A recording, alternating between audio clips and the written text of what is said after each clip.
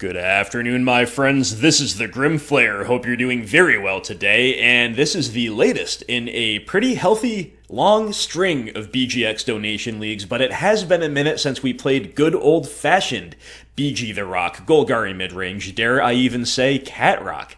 That's what we're doing today with 3 copies of Lurrus of the Dream Den. Now, this donation league is brought to us by a long-standing Patreon supporter, tireless here, very generous guy, very cool guy, Remy Marchat. Now, I've done better with your name before, Remy. That wasn't my best possible French accent.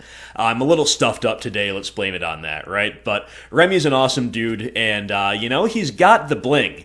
Remy has shared so many amazing foil BGX pictures from his collection, I can't even tell you about them all. Future Sight Tarmogoyf's, Expedition Fetchlands.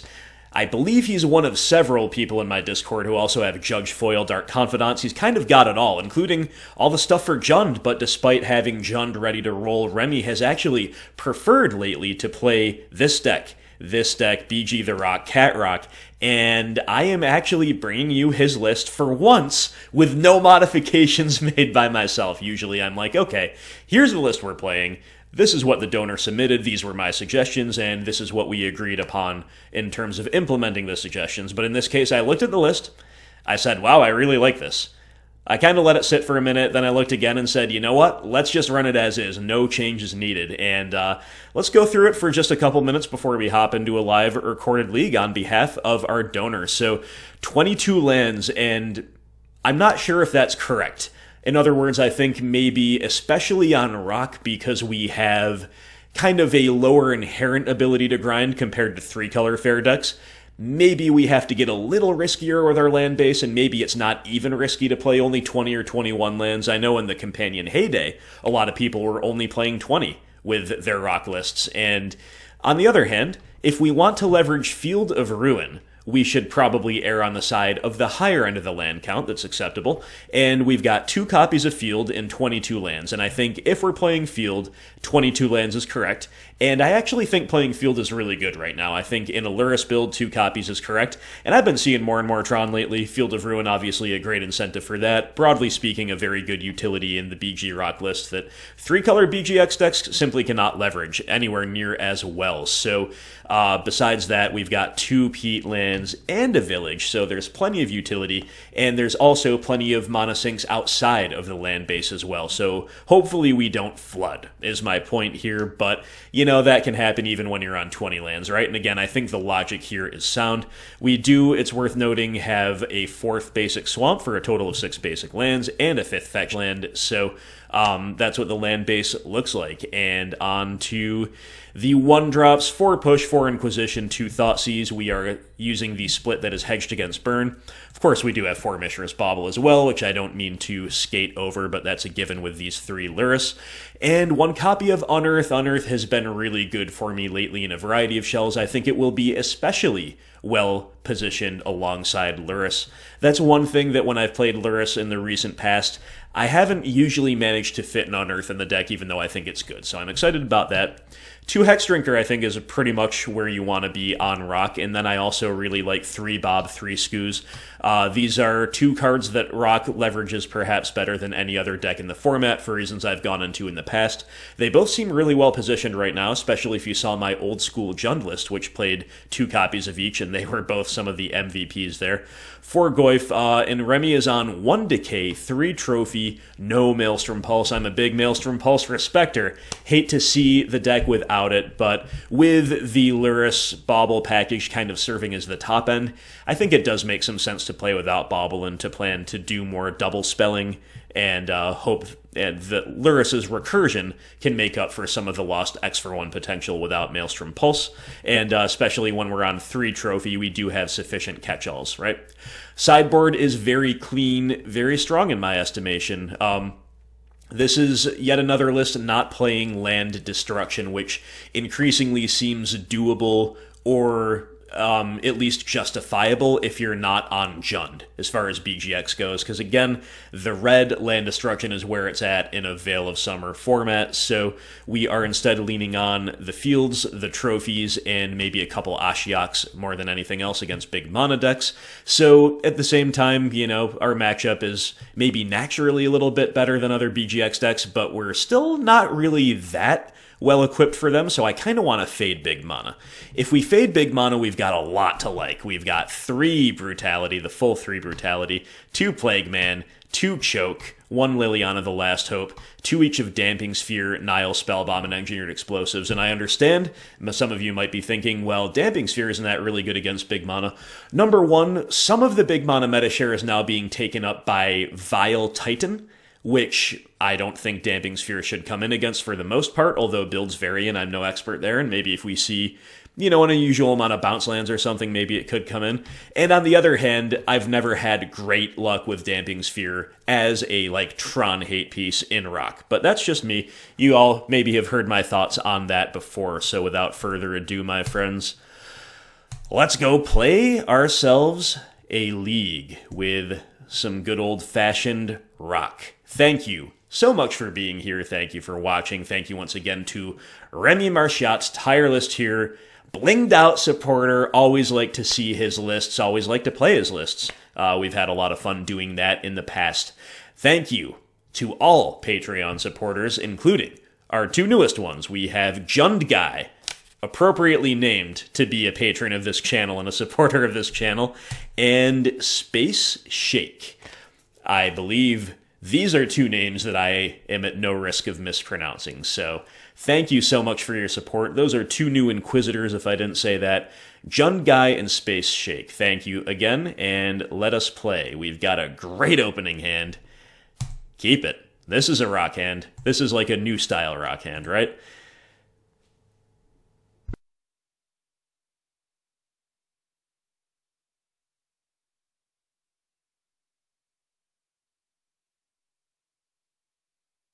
Whoa, Delver of Secrets, eh?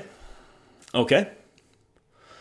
Well, Delver is not much of a meta deck, and I therefore am not necessarily sure what to do. My first instinct is to just Fatal Push, because Thoughtseize should still be really good next turn, especially in the face of like a Mana Leak. You know, trading that for a Mana Leak is still fine. Also, we have Liliana to Edict the Delver on turn 3.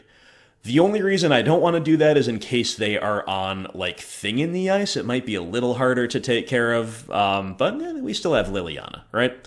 So why don't we Thoughtseize here, see exactly what they're working with, and then plan on pushing the Delver most likely next turn. Part of my comfort with doing this is that the opponent has mulliganed and our hand is pretty well equipped to beat a deck like this, so I don't expect to get punished too hard. Opponent has Tarmogoyf, Disrupting Shoal. Wow, and another Delver of Secrets. So it's all threats all the time. I guess we're just taking away this Goyf, huh? Well, Disrupting Shoal is pretty bad against our attrition with the opponent having mulliganed, right? Even if they get it to line up, it's going to be a 2-for-1. Very interesting inclusion in a Force of Negation world, but maybe they play the full Force and then another Shoal or 2 on top of that, or maybe they feel the need to counter creatures these days more than anything else. Ooh, OP with a Spell Snare rip off the top. That's pretty good. It's pretty good for them, not gonna lie.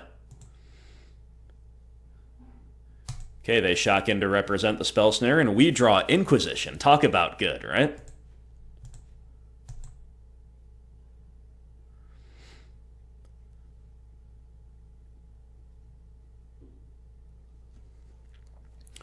Alright, so taking the Spell Snare is the obvious play, just because it's going to line up against us sooner or later, especially with this trophy around.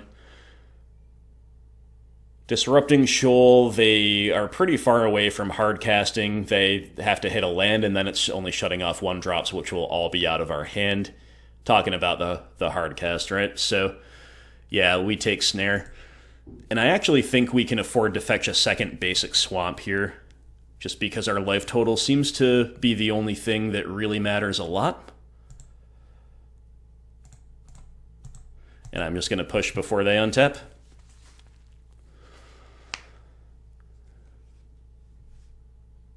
So we gotta hope for no real good flip here. It's another Disrupting Shoal, huh? So double Shoal.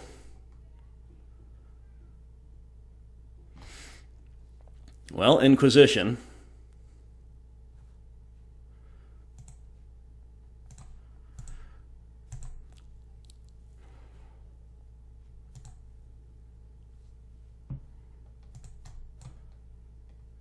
And I guess once again we can just main phase this trophy. We've been a little unlucky with their flips, right? But we should still be in a really good spot.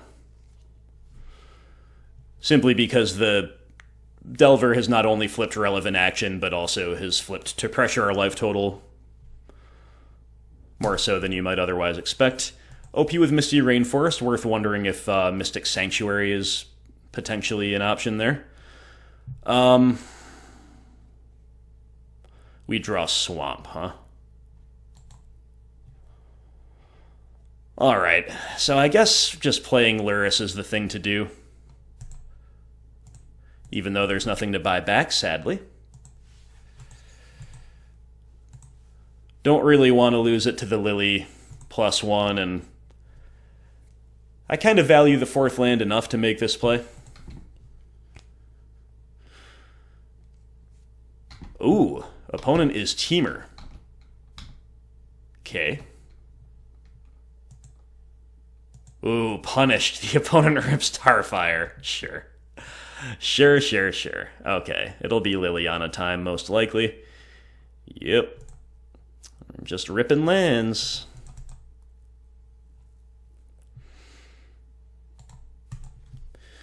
But we should out-top deck Delver on average, and we do have a Lily on 4.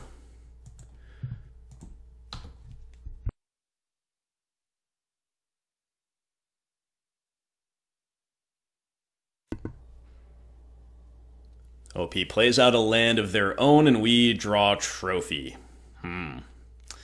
Okay, I guess we're going to fire it off on their Steam Vents. Basic Mountain check. And then keep progressing Liliana up. I believe that to be correct in the face of Burn, which they're showing us with that red, and we also do succeed in taking them off of red, at least for now. So our top decks have not been very good. But again, our position is still okay.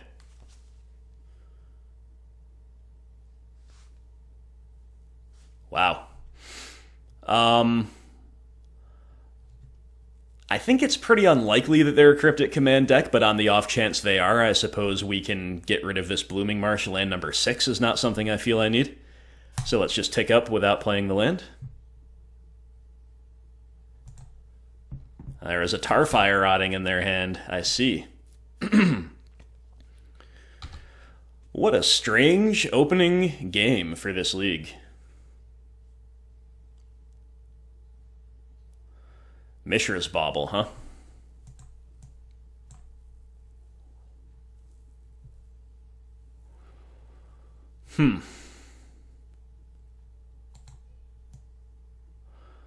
Yeah, alting the Delver deck doesn't really make any sense here.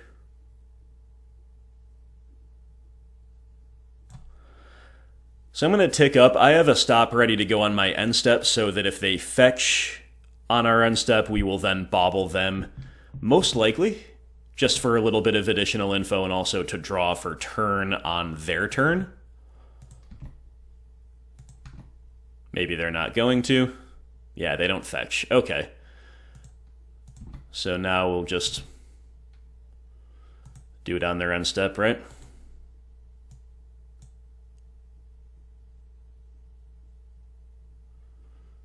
It's a little weird to not know what that card in their hand is, but you understand why, right? So they've got a Serum Visions coming off the top if they don't shuffle. Scooze and Tomb, huh?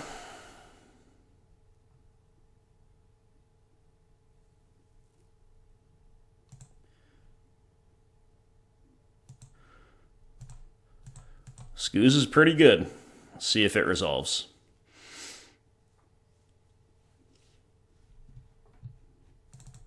Monolith. We can beat that.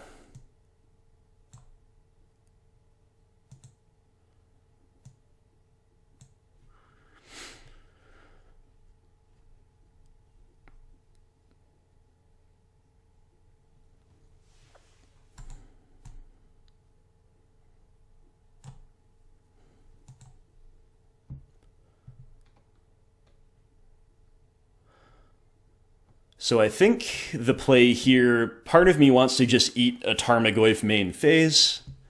Alright, they're going to shuffle away the Serum Visions. I think that's pretty good for us. Part of me wants to eat the Tarmogoyf main phase so that we're playing around Tarfire, right? But we can play around Tarfire also by just untapping. Alright, they've got Serum Visions. Yeah, just like in case they play Snapcaster Mage, I think we're supposed to remain disciplined with the Ooze here. But it's nice to have finally found a threat after all that. Okay. I got another land. One bottom, one top. Yield until next end step, so I don't think they're gonna be on Mystic Sanctuary, or if they are, they might not want to mess up their fetch. It is therefore time to start eating things out of the yard. And I don't care much about any spell they could put on the top in this spot, right?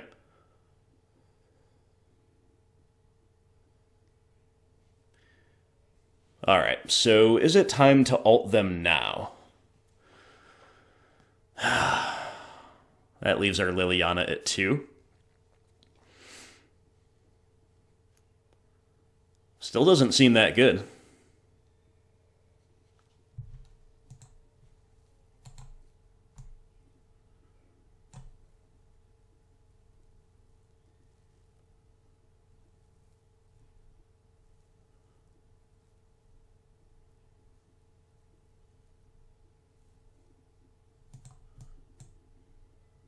Let's go get our other basic forest here.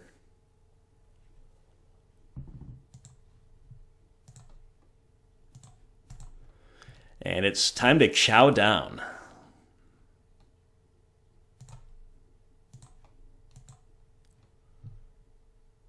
I don't know if I'm supposed to eat our Lurrus because we do play an Unearth, and that'd be just amazing as far as draws go.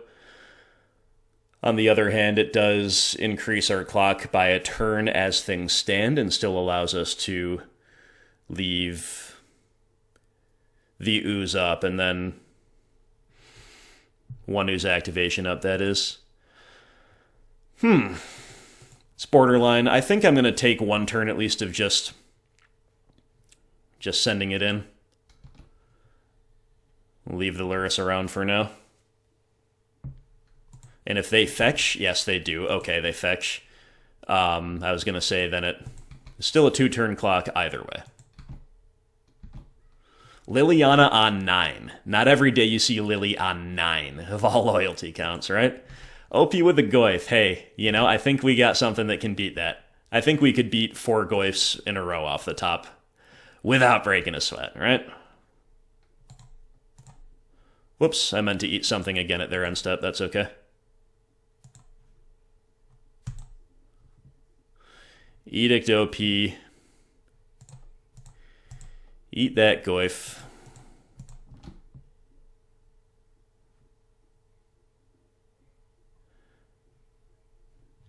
Okay, that's the concession. Feels like we were really far ahead for a fair amount of that game, but so against a Delver of Secrets Tarmogoyf Temur deck, we didn't see much graveyard action, but they could be on Uro, they could be on Snapcaster Mage. Sideboarding here is going to be a little bit tricky. Choke is fine, but they did show us like stuff like Basic Forest and Botanical Sanctum, so it's not necessarily a slam dunk. You can play some number of Liliana and Plague Engineer, but they reach diminishing returns on the draw and against things like Flip Delver and Tarmogoyf, right? Collective Brutality seems very viable. EE, Spellbomb, these cards are all considerations. If we knew a little bit more about the subtleties of their deck, we could sideboard with much more surety. But right now we have a lot of cards to bring in, and I'm not so sure we're supposed to sideboard very heavily, very heavily at all.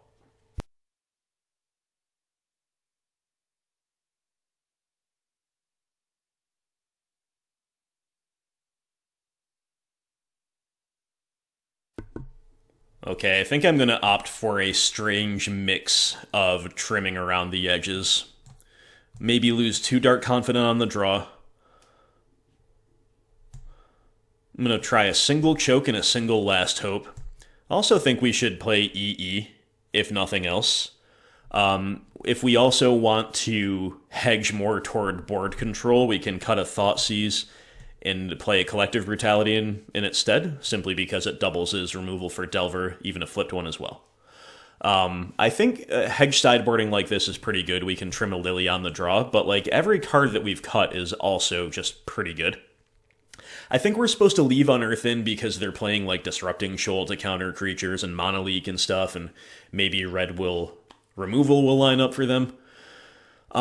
So I'm going to run it like this, but let the record state that you could actually have a surprisingly wide-ranging configurations of 60 here post-side, and a lot of them would be roughly as good as this one based on what we know.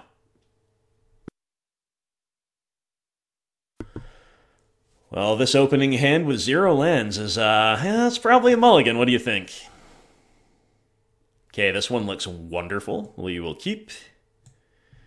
And our only problem is all these cards rock. Maybe just bottom the Bauble?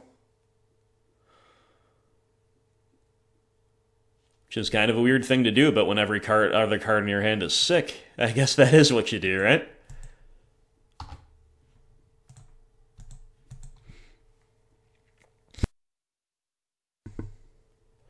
Alright, drawn the third land. Now I wish we got greedy. But never mind that. Inquisition U. No Veil of Summer, please.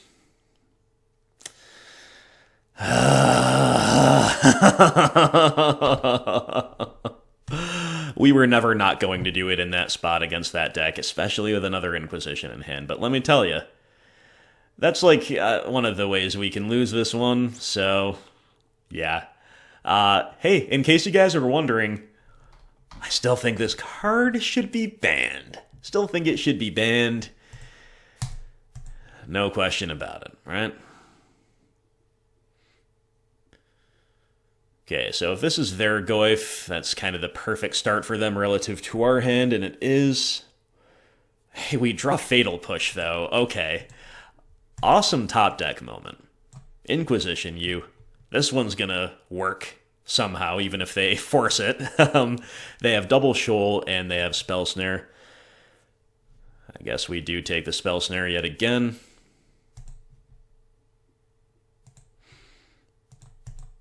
And we'll main phase push the opposing Goyf. So we're actually down 2 cards between our mulligan and their Veil of Summer. Nevertheless, things are lining up pretty well for us, so let's hope we can carry on with that.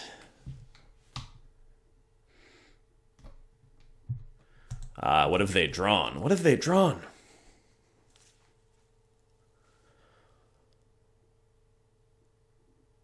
Sleight of Hand. Interesting. Playing Sleight of Hand in this deck, huh?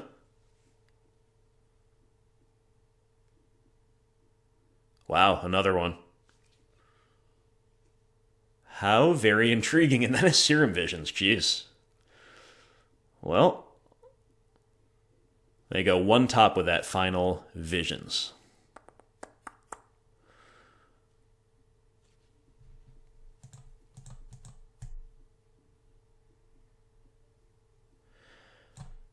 Lead on Goyf, see if they have a shoal to pitch, something to pitch to the shoal, rather.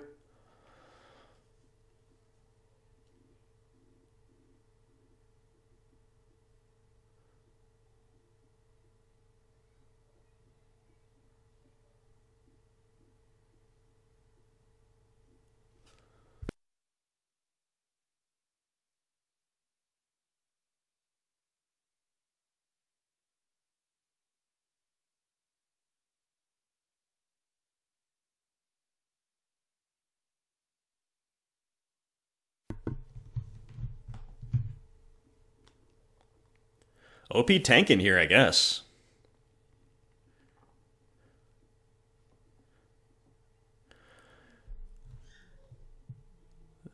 Okay, they pitch the other shoal to this shoal. Fair. Alright, I'm just going to say go. I'm not going to run the EE out yet. One reason why that move could make sense is if they've got, like, double Delver to slam or something. That'd be obviously great.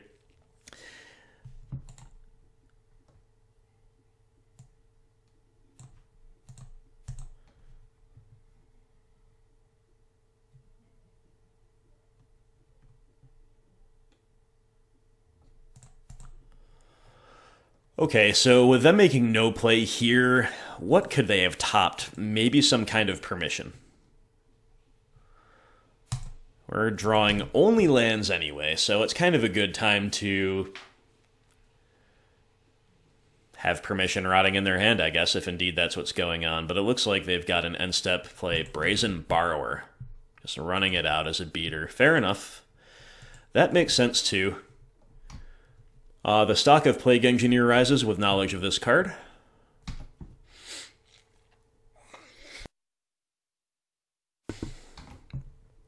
OP play in the island we knew about, and there's one unknown.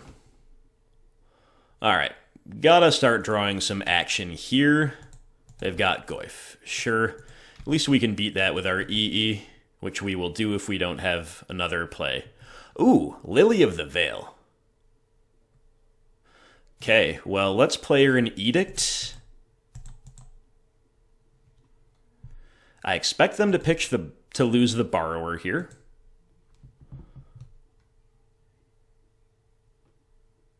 They lose the Goyf. Interesting. Okay. Hey, that's fair enough. I mean, that's good for us in its own way, too, but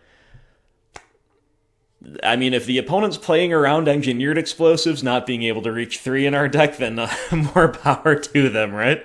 But I don't mind that at all. You know, the Clock of Borrower is less scary, and especially because Liliana's drawn it out, right? The draw Fatal Push is very good. But what we're going to want to do is wait for a signal in terms of what to run EE out on. Because then cracking EE will hopefully not only kill an opposing threat, but also give us Revolt for push. Dark Confidant. Okay. We'll try him. And if the opponent has like a Tarfire here or something, then that also turns push on. You know, our life total is definitely under some pressure, but ooh, they're shocking in Breeding Pool. Yikes. What is in their hand?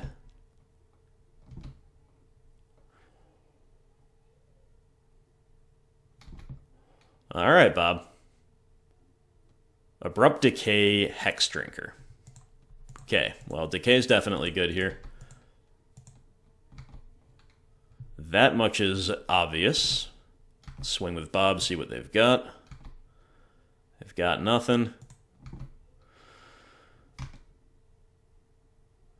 So if they're sitting on another Petty Theft, that wouldn't make sense. Or, I mean, maybe they are, but they cannot bounce their own Borrower. That would be a really frustrating loop to play against if decks could do that, right? So the big question is, are we...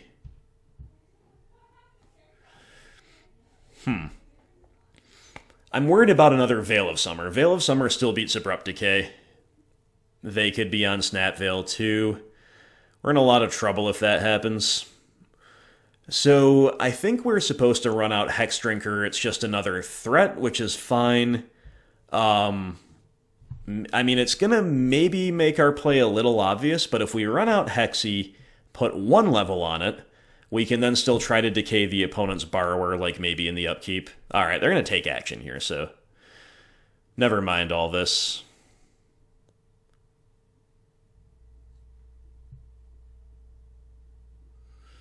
Disrupting Shoal Hardcast. You got it. Alright, now I'm just going to go for the decay.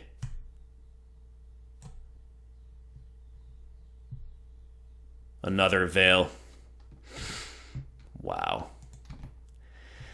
Yep, single-handedly losing to Veil of Summer in what otherwise would be a quite favorable game, I think. We could still definitely get there, but things are looking a little scary now. We need Bob to be miraculous for us here.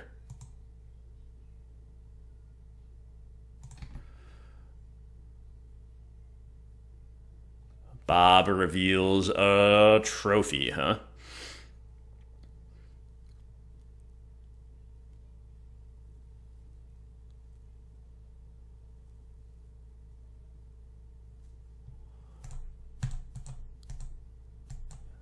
Let's go for it.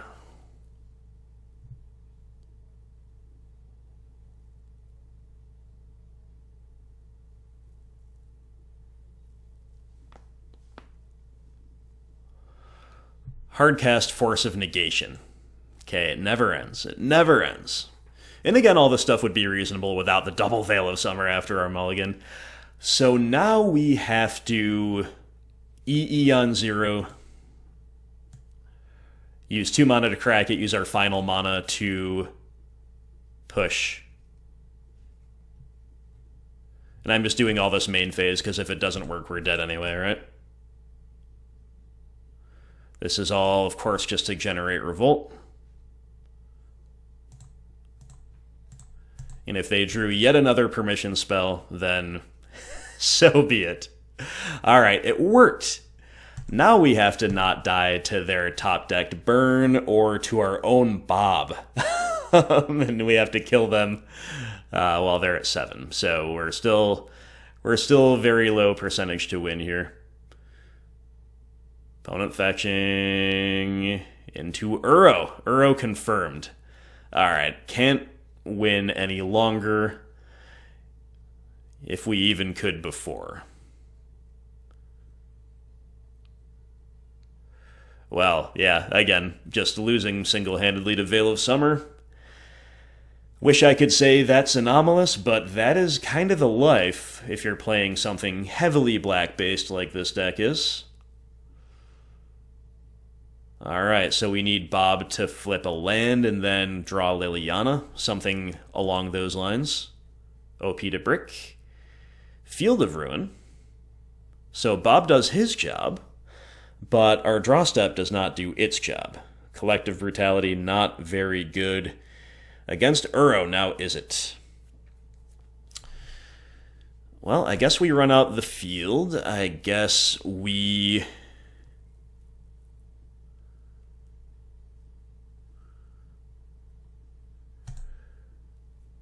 Brutality just to drain?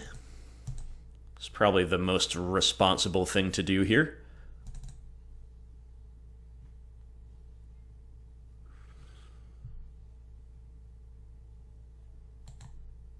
And Tarmogoyf is a 6/7, so unearthing Hexdrinker could be good under other circumstances, but here we are just gonna unearth the Goyf.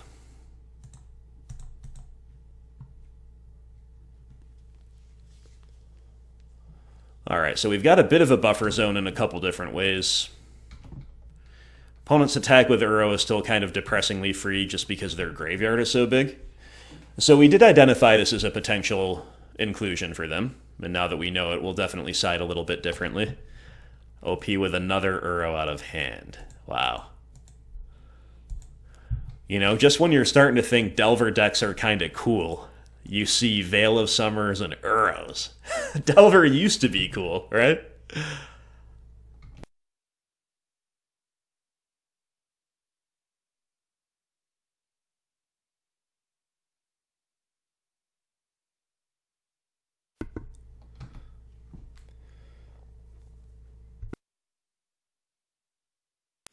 It is an interesting deck OP is on, with all these cantrips. Yeah, Serum into Sleight of Hand. That's a lot of cantrips. Lightning Bolt upstairs. Tarfire, Lightning Bolt number 2. What's it going to be? Tarfire. Okay, we have been bested. But now we know about Uro. And I guess now we know about Veil of Summer, but that again is no surprise. We'll consider the second Choke. I mean, the fourth Lily is playable. We're just not going to have that much room. We're considering Plaguemen. Dark Confidant's better on the play. And Brutalities and Thoughtseizes are good here too. But I think we have to get the Spellbombs in.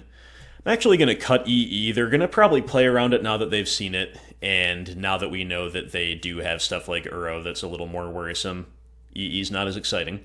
So that is at least one relatively free cut. But right now, after making that cut, 67 cards still in the deck. And not a one of them looks bad. So again, I think this matchup's pretty good. Maybe we're supposed to cut Lily the Last Hope. Just because she can be a little low impact against Uro.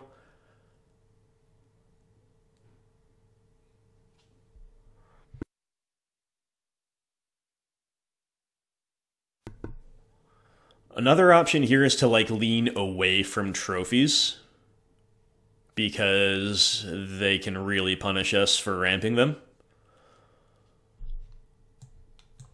Alright, no Plague Engineer, no 4th Lily.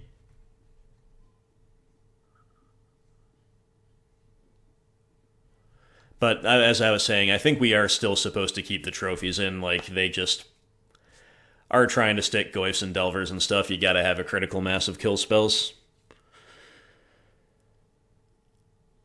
Alright. Time to get a little techie. I'm gonna cut 1 Hexdrinker. We're going to play with 2 Dark Confidant, I think. I still think 1 Collective Brutality is definitely an inclusion. Do we just only play with 1 Choke? Sure, I guess that's fine. It could be a real I win button, but in theory, I don't think we need those at all. I think our matchup is pretty good as long as they're not compounding mulligan issues by going Veil of Summer mode on us, right? Okay, well, the Field of Ruin really sucks in this opener, but if we need a 3rd land anyway, as long as it's not another field, it'll be a great keep. If we see a 3rd colorful land in the first couple turns, we will be in business. So, OP keeping 7 as well.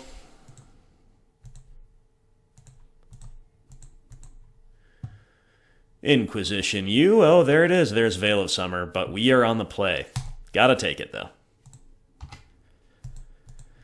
Such an unreasonable card. It really, really is. Shotgun Breeding Pool, play the Delver. You got it. Alright, show us a black land? They show us a Tarmogoyf, eh?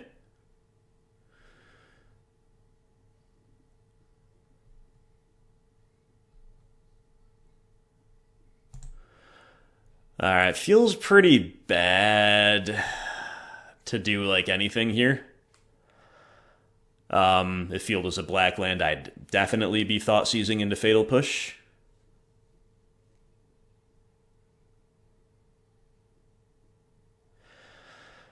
I'm still, like, relatively inclined to just slam Goyf. Like, the thing that punishes us most for this, I think, is them drawing another Veil of Summer, like, right away. And we just cannot afford to see that anyway. Dang, OP flipping Delver immediately every time. Every time. But I did kind of think they would want a Sleight of Hand this turn. So that's the play. I don't know if that was just a little sloppy sequencing from OP laying the forest out first, but if it was good sequencing, then you know what that means. It means Veil in their hand.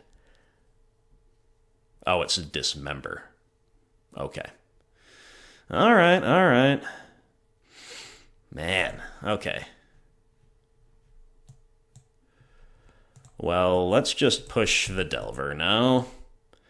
Missing the 3rd land is awful, but here's a Spellbomb, that's pretty good. Because we can cast it off of field, if nothing else. I forgot how awkward Field of Ruin can be. OP doesn't make a 3rd land drop, that's sweet. Hey, speaking of awkward. Oh boy, oh boy. Okay, that's actually still kind of good, though. We can field their breeding pool and then Thoughtseize them, I guess is probably the line, right?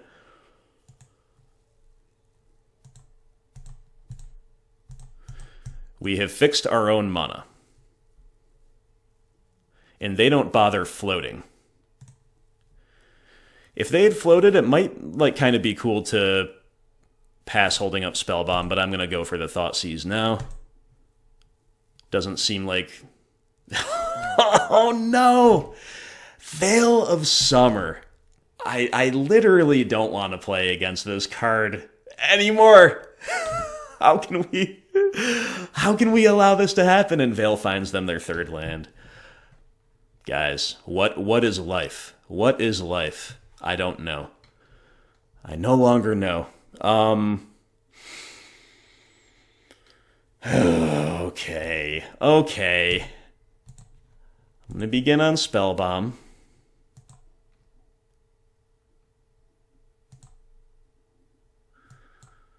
Somewhat rewarded because we hit a 3rd land.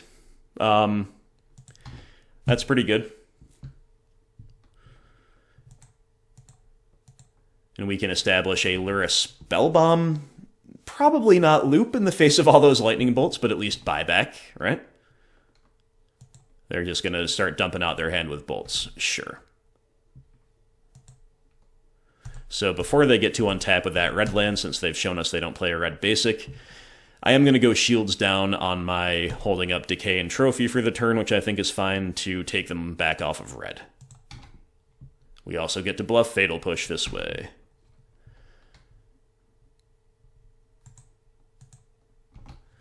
OP making land drops, going sleight of hand.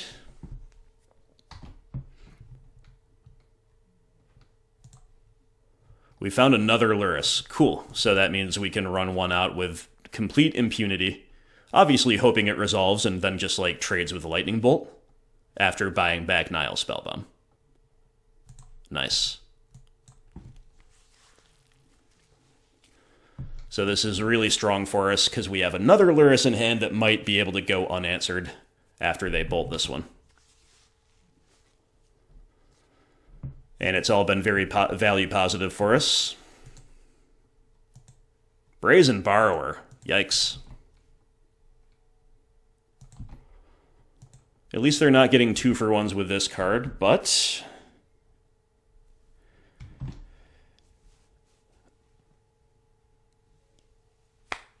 we will see if we're able to cleanly deal with it. They're going to be maybe bolting Lurrus, holding up Aether Gust. It's going to be the play. Okay. If we assume that's the play and the only play, then we should actually lead on Trophy, because they're going to gust the first removal spell they see, I bet.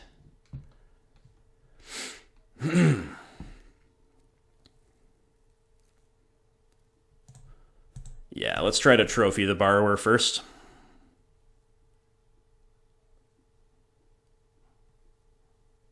Monolink.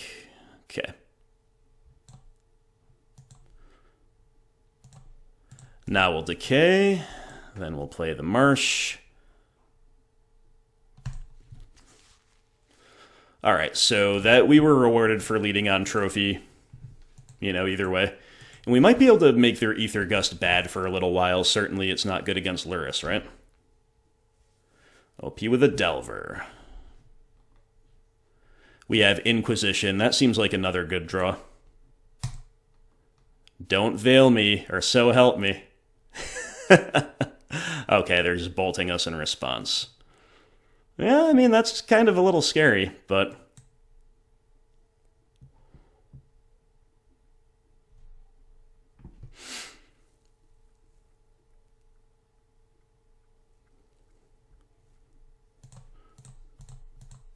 so I guess the thing to do is just play Lurrus, Spellbomb them without cantripping, then buy it back.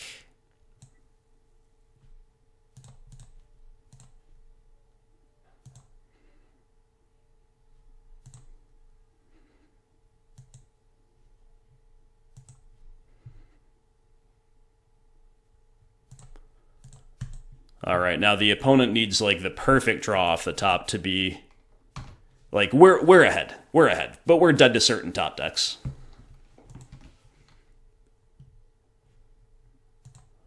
Delver, for once, we need you to brick, and it does. But they drew Tarmogoyf, which is scary. But we're about to buy back a Goyf of our own. And there is Mishra's Bauble, huh?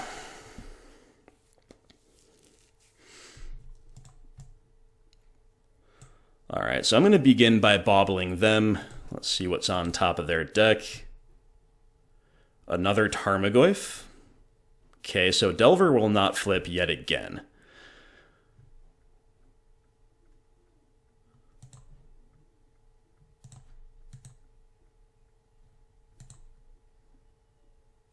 Let's see what we can draw off the Spellbomb cantrip. It is a mere swamp. Pretty bad.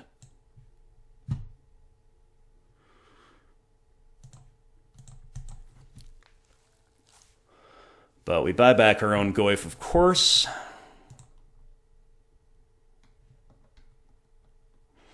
And I guess I'm going to play this land out, reveal info.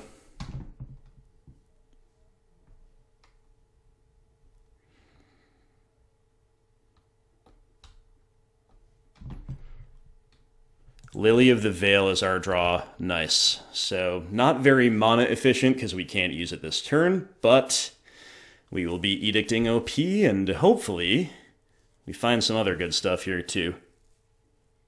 Choke.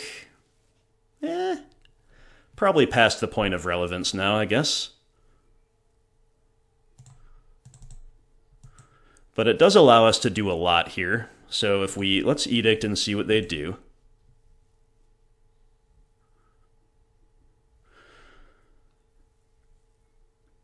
And I guess we kind of like buying back Bauble, bobbling the opponent. They're about to draw Uro. Alright, so definitely slamming the choke here.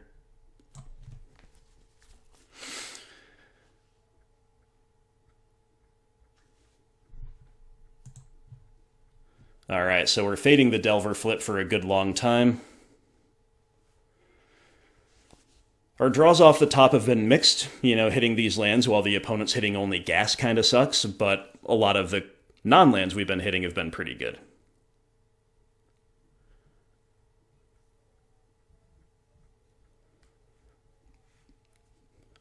Just gotta draw like a kill spell. Oof! Another Blooming Marsh. Dang.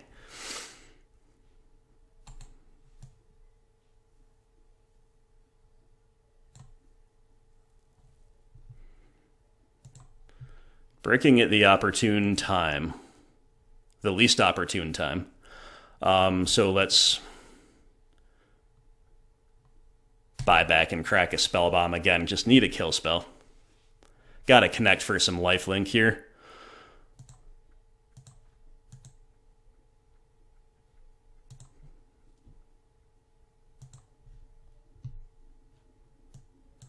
Nurturing Peatland. Well, good thing we didn't play our land for a turn yet, right? Oh my goodness. This is absurd. Assassin's Trophy. We did it. Trophy Tarmogoyf, swing all out. We finally did it. OP's now got a chump block with a Delver to stay alive, and we get to gain 3 life, which is clutch.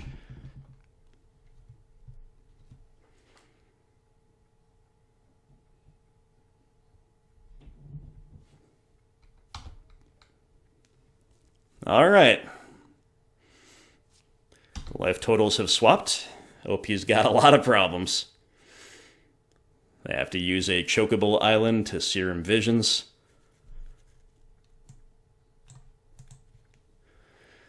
And it's hard to see what they could possibly have here, although they do top one of the 2 that they see. Alright, let's take up, get something out of their hand, whatever it might be. Ether Gusting the Goyf. Fair enough. Guess we'll just top them.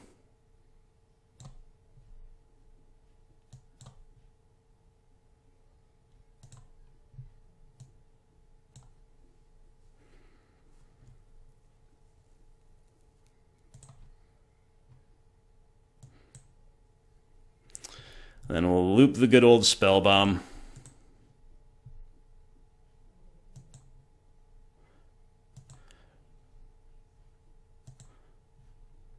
Keep the OP's graveyard clear. Redeploy the Goyf. Smack again with Lurrus. Hold up Fatal Push. OP is choked out of everything but green. Life is good. Life is good. Feel a little bad for how low on the clock I am, but then I remember Veil of Summer and I don't no longer feel bad. That was a good game. You know, our Lurrus loop was, I guess, about as oppressive as the Veil of Summers in round 2, so hey, modern card design, what are you going to do? But we do get there in a tight run 3 against Temur Delver. Winning round 2's die roll, and it is a keep. It's a pretty well-balanced hand on the whole. I think the play here is going to be to bauble the opponent for additional information before we resolve our Thoughtseize, but as always, when we're doing that in the blind, it could make a return discard spell a little bit better, and the opponent shows us Death Shadow, so that's actually very likely to be the case. Our hand's pretty good against Shadow, but unfortunately they're on triple discard spells, so we cannot stop them from ripping our hand to shreds. That sucks, because again, yeah, our hand is really good. And, yeah, it feels pretty bad. I'm just going to take the Tarmogoyf, I guess. We know they're drawing another threat off the top. Their hand's excellent, sadly. Not much we can do about that except try to kind of outpace them. Like, draw... Yeah, so now we this is great, because we rip Tarmogoyf, so we get to resolve a threat no matter what they take here with Inquisition. That's actually pretty important in the context of our respective opening hands. So I don't know if they're Sultai Shadow or 4-color Shadow. Either way, the matchup should probably be pretty good for us, I guess. Down goes Goyf. Alright. Well, I don't mind that at all. It's going to be Hexdrinker time, and the onus will really be on them to find some way to deal with it, and we've drawn Blooming Marsh. I guess we can conceal that and plan to deploy it next turn.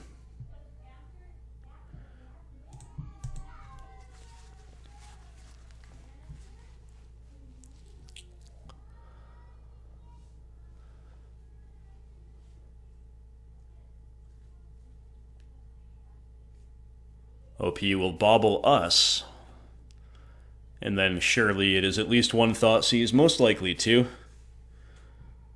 They're Shocking and Watery Grave before they even decide, or before they even resolve the first one.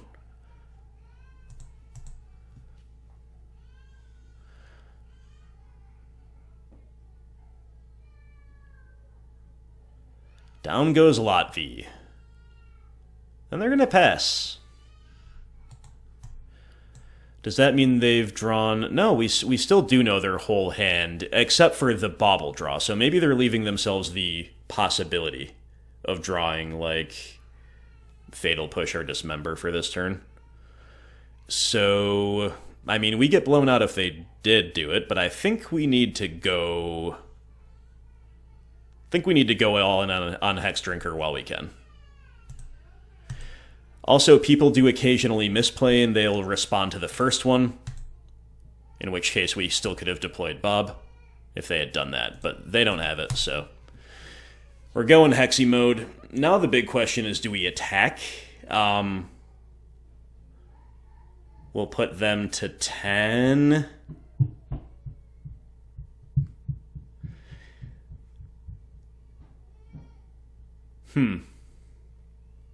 We'll put them to 10. If they Thoughtseize next turn, they're at 8. If they use Peatland, they're at 7. It's still not lethal. So it's not clear whether or not to attack, but I still think I'm going to.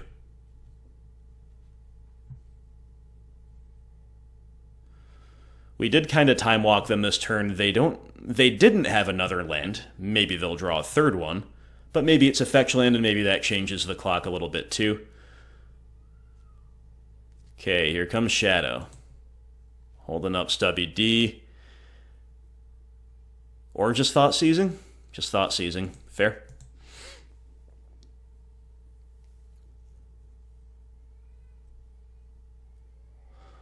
Alright. Unearth. Unearth. That's a draw.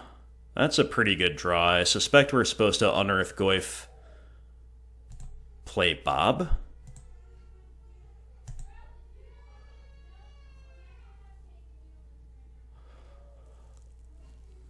Or are we supposed to just put a couple levels on Hexy?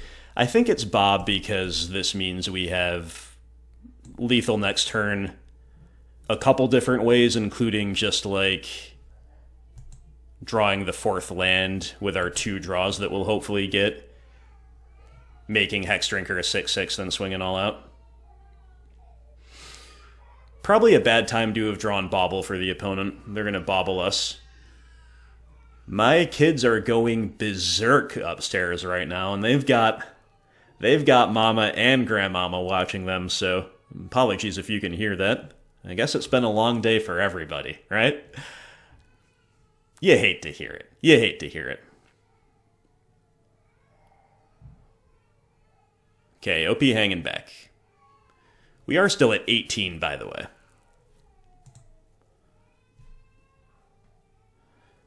Goyf Peatland, huh?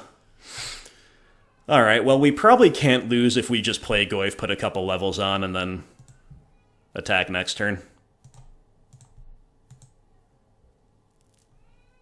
I was playing it really cautious, but with the opponent not making land drops, it seems like the way to do it.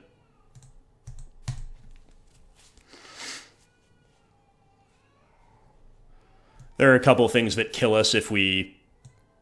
or that don't get us over the line, I guess we should say, if we swing all in, putting levels on Hexy there.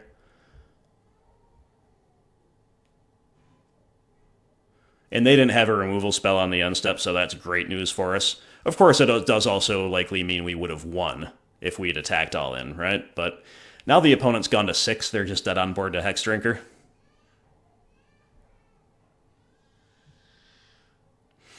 We're drawing 2 cards next turn. We're attacking with 4 threats, any 2 of which are lethal, and Hexdrinker will have protection from everything.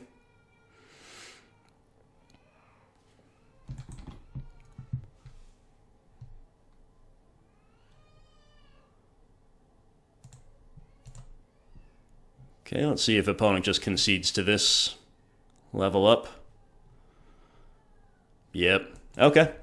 Kind of a strange game, but sometimes Rock can get there like that. If the opponent stumbles a bit, we do have, like, most of our cards line up pretty darn well. So, Plague Man is medium, but playable. Ditto EE.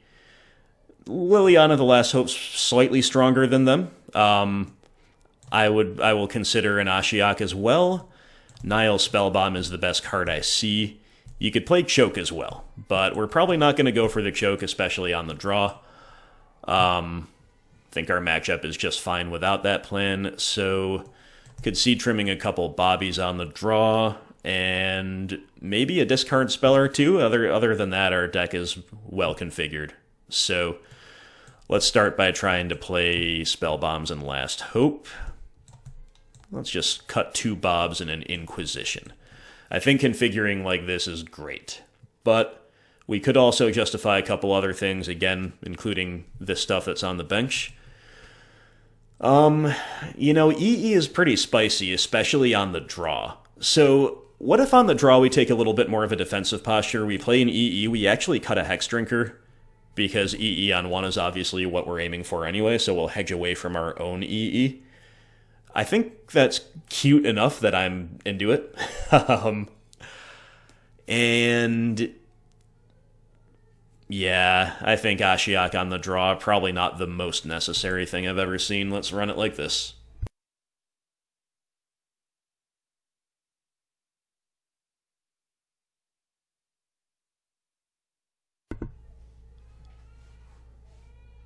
Well, I don't like having to operate so heavily off of Peatland, but that is no reason to mulligan an otherwise quite good hand.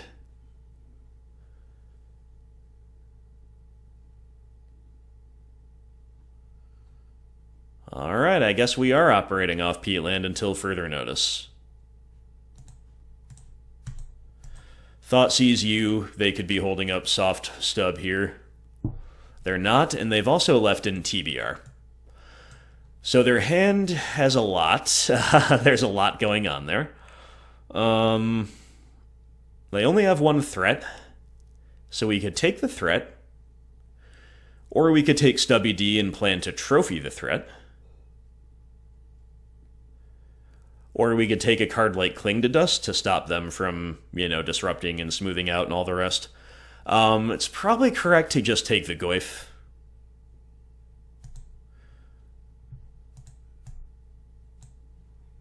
And I didn't lead with the Bauble, number 1, because they've got a fetch land, and number 2, because we know they're on a discard deck now, so at this point we want to wait until their turn to activate it most of the time.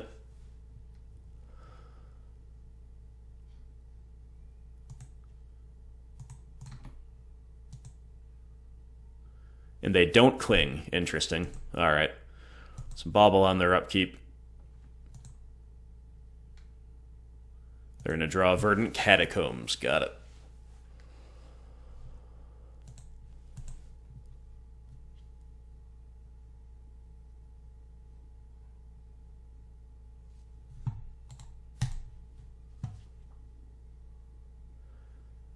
Okay, Spellbomb, Liliana. These are some good cards. I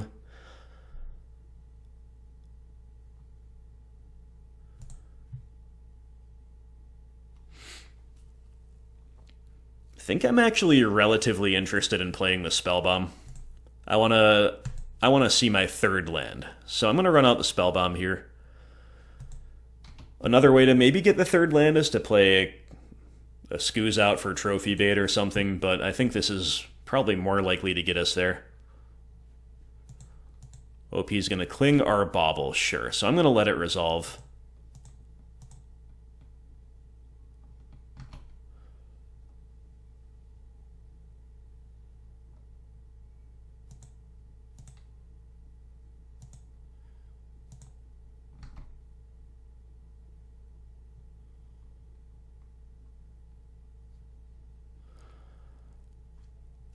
I don't know what that floated mono was about. Did you guys see that? What was going on there? Anyway, we are risking Angler. I guess not much. I guess we're not really risking Angler, are we? So we'll just hold our Spellbomb.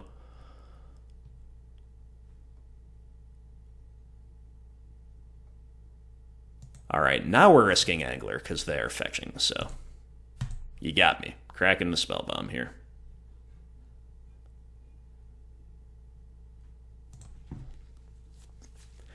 And there's the third land. Alright, so we can now sequence more comfortably.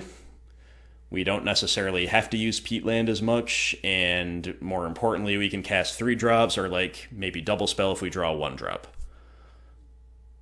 OP with a Lurrus. Yes, but no Bauble as the one unknown in hand, so pretty easy Liliana Edict your Lurrus. And they didn't know about the lilies, so... This feels good.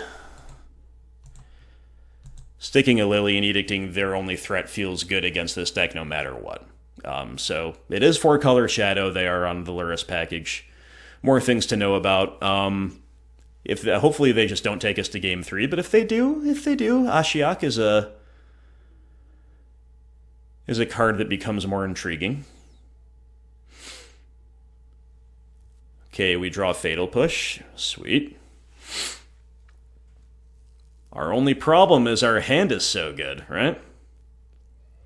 I don't even want to take Lily up, but we definitely will.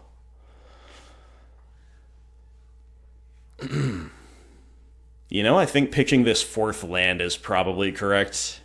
It feels greedy, but like there's nothing in our hand that we want to lose. At all.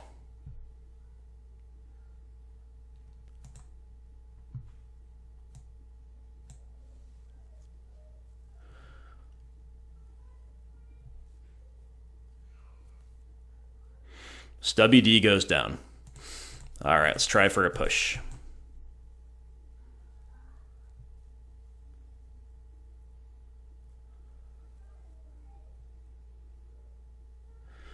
And then I'm going to play Goyf, because Goyf is going to price them most into a trophy. And if we are going to get something trophied, it might as well probably be the Goyf, because I think we're still, like, even though we can present a quick clock here, if the Goyf is the one that sticks, I think we're probably supposed to play a little bit more for the grind. Is this a Drown in the Luck? Or what's going on? Oh, they're going to trophy Liliana with Goyf on the stack. Wow. I didn't expect that. But maybe they have... I'll get the 3rd black here, even though we have Scooze. Maybe they have another kill spell in hand for Goyf, right?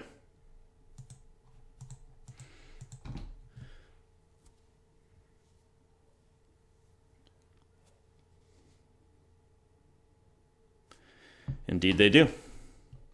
So hand is TBR and 1 unknown. Got it. Okay, Field of Ruin.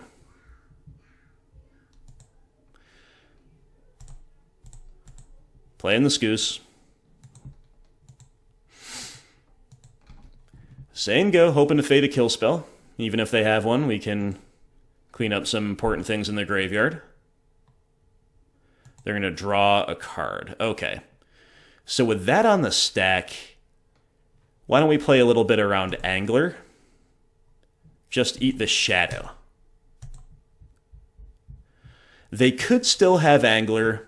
I don't want to go shields down against, like, Snapcaster either. So if we wanted to, we could just eat Fatal Push, I guess. Maybe that's kind of good. Yeah, sure, I'll do it. We don't really need to play around Angler because we have 2 answers to it in hand, but nevertheless, we'll just play what's probably optimally.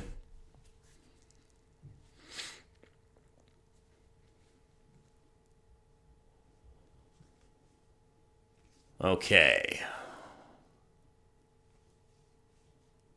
Oh, playing and cracking of another Peatland is obviously pretty great for us. Followed by Dismembering the Ooze. Okay.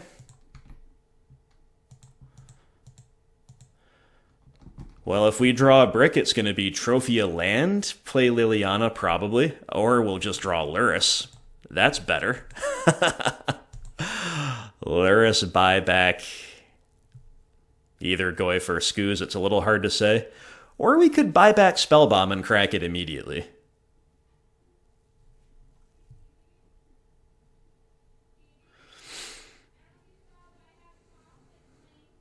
You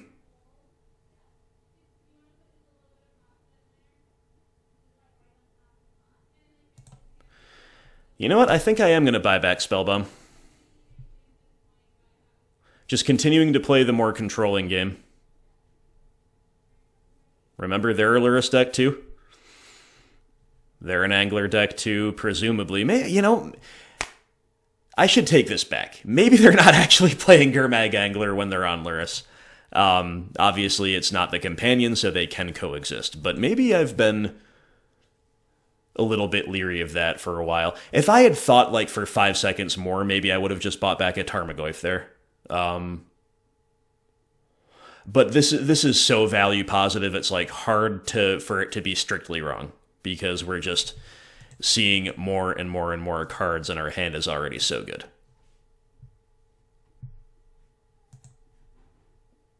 We got another Lurrus. That seems pretty good too. Something goes wrong, we got a backup.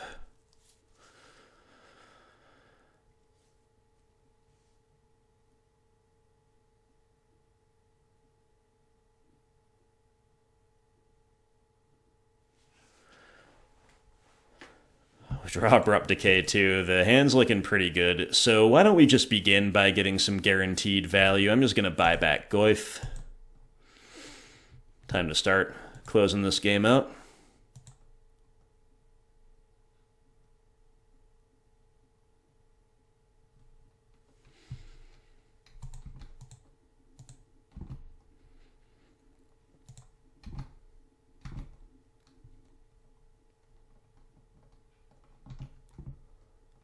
Okay, opponent just takes it. I'm not doing anything. We've got 2 really good removal spells in hand that it's really fine to sit on. We got lethal on field. We've got a massive advantage over the opponent, and that is game. Pretty solid 2-0 against Shadow here. I've said before lately when I keep running into Shadow on Jund, I'm like, I think the matchup's okay, but I think it's better on Rock. This was a great example of that. Well, we're off to a lovely start with Remy Marchiot's Cat Rock, or Lurrus Rock, or Lurrus Golgari, whatever you want to call it. Beating up on the Veil of Summer deck game 1, which is how I'm conceiving of it. It's not like a Delver deck. It's not even an Uro deck. It's a Veil of Summer deck, right? You gotta name it after the most pivotal and powerful card. Right? But we beat up on the Delver deck, and that was close. It was good. And then we kind of styled on Shadow a little bit. It's just the natural rock matchup seems pretty good, and then beyond that, the Lurrus package was a really nice second wave of determinism and value and all the rest. I'm going to keep the hand. This is not as good of a keep as some of the other 7s we've had, but I think it's justifiable. I was kind of feeling like we were going to be against Tron. That was just my feeling, but we're not. We're against an Arid Mesa deck, almost certainly burn, if they kept 7 but didn't have a turn 1 play to make. We have to, with our hand, run out Hexdrinker here, but obviously this is really bad against, like, Searing Blaze, but that is just kind of all our hand does. And there is a world in which we can trade resources long enough to buy it back with Lurrus anyway. They have to bolt the board. Bolt Hexdrinker, that's good for us too. Is this going to be an Eidolon then? Sure is. Okay. This is shaping up to be a beatable burn progression. Those are often famous last words, of course, but so far, compared to some other things they could have, like turn 1 Goblin Guide, our hand is... we're not being punished for this keep so much. So obviously we're going to Trophy Eidolon here.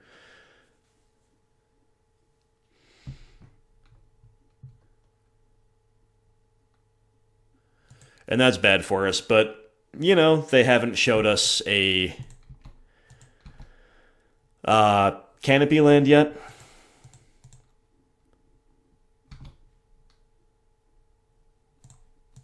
So it's hopefully they can't punish us too hard for ramping them. And we are grateful we have removal of some kind. If they just play it like another Eidolon and say go, we can go turn 3 Lily Edict you, turn 4 Lurrus buyback Hexdrinker, and be in with a shot. They make no play instead, and we draw a second copy of Lily. Therefore, the line here will be fetch basic forest in case we are lucky enough to draw Scooze. And play a Lily and start ticking her up, and hopefully get at least one piece of gas out of their hand over the course of doing so. We will pitch Overgrown Tomb, I guess. You know, there is an argument for pitching the backup Lily, because we're just never going to use 2. But we'll pitch the Tomb for now. 4 lands is more than enough, I'd say.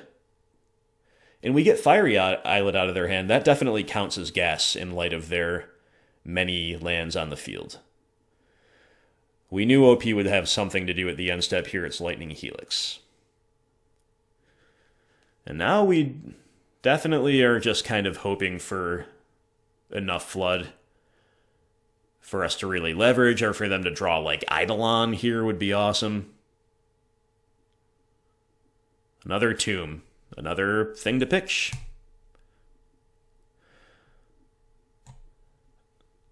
Right? Or at this stage, do we pitch the backup Lily? It really doesn't matter much.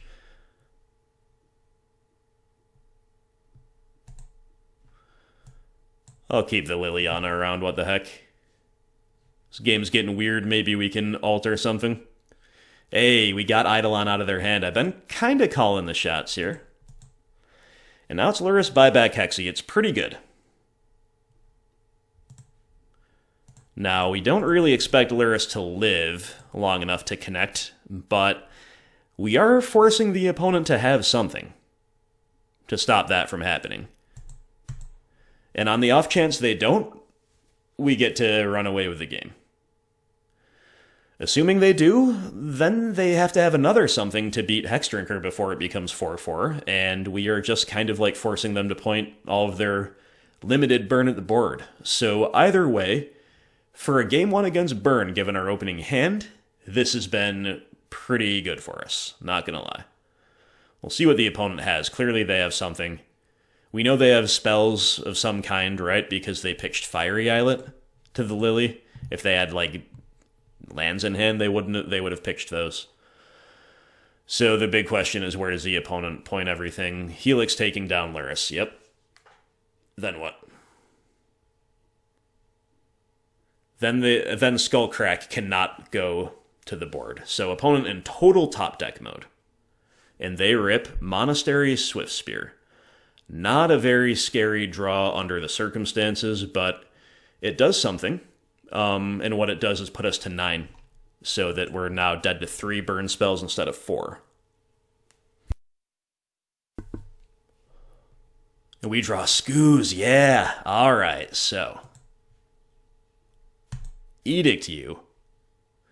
Sorry, Hexdrinker, I had every intention of making you 4/4, but now I'm going to make Ooze 4/4. I think that is better. What do you think? Yeah, baby. Life is good. Life is good. Now, opponent's at 25, so we shouldn't get too cocky. They could still rip nothing but the nuts, but our position is pretty good. We have 2 more things to eat, so we're at a virtual 13. Remember that when in doubt, you want to, if you're leaving something in the graveyard, it should be Eidolon, because Eidolon's an enchantment, and enchantments make the Goyf happy when they're in the graveyard. Opponent ripped Riftbolt for turn. Sure. And we have ripped Mishra's Bauble, so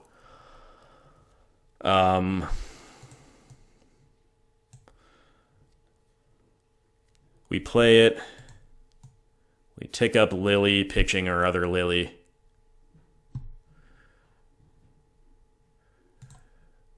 We're going to put Hexy to a 4/4.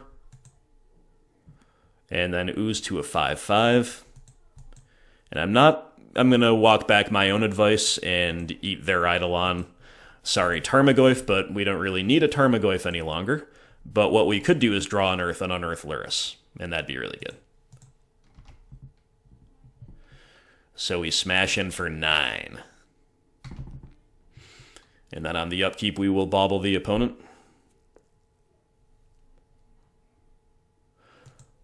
Or, maybe we just get a little bit more info, actually, and wait until later in their turn to do it. That doesn't matter much, does it? But they're going to Riftbolt the Hexdrinker. Very interesting. So they're all in on drawing another thing, another sorcery that they can point at Hexy. I guess that does make sense. Having done that, though, our Ooze would pretty clearly just beat them. So I think they had no outs there. And that's where we want to put Burn in game 1. That feels great. So we got 3 Brutality to bring in. I don't believe, yeah, we didn't see Companions. Every time I, play Burn game 1 and go to sideboarding lately, I'm like, did I miss something? Just because Burn is built in a variety of ways now. They can have Companion, they can have, Chandra's Incinerator. I'm not suspicious for either right now. So EE comes in, Brutalities are great. Plague Man is maybe better than bad stuff, but I mean, definitely better than bad stuff. So other options in that Plague Man slot, I guess, could be a Damping Sphere, but I don't like that at all, or a Spellbomb, just a cantrip. I'm going to play the Plague Man and probably run it like this, but let's take a quick look. Yeah, looking good.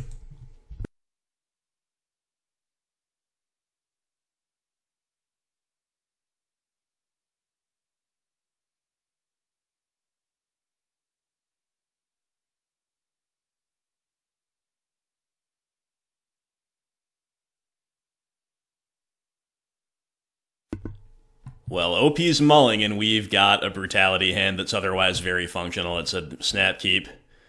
The only thing we don't really have is, discard, besides Brutality. But being able to run out turn 1 Hexdrinker in the absence of turn 1 removal or discard is, low-key really good in this matchup. Just because it does present a thing that can trade with Goblin Guides, or a thing that can start pressuring them. OP will Lava Spike us. Very rude, I must say. Okay, the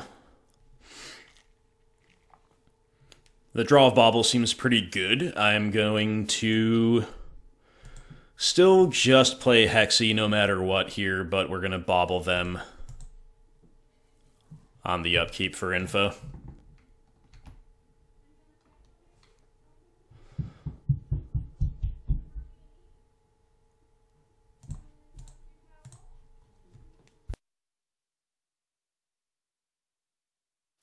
Another Lava Spike it is. Is this another Eidolon? It's Searing Blaze. Yeah, that's rough. That's definitely one of the rougher things they could have. Not unbeatable, though. Draw Blooming Marsh, and we now also have Fatal Push. So we can pretty freely Brutality without needing the removal. And just pitch this fetch land to drain them for 2 and take Lava Spike at worst out of their hand, maybe something better.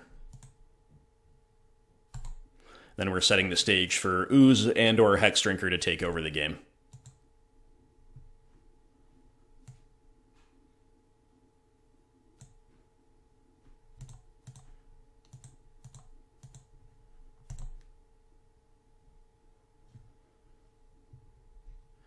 Take the Boros Charm.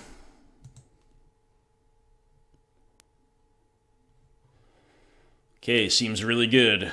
Seems really good. Hand is Lava Spike, Wooded Foothills, 1 unknown, and they are, of course, representing the redraw of Sunbaked Canyon at some point.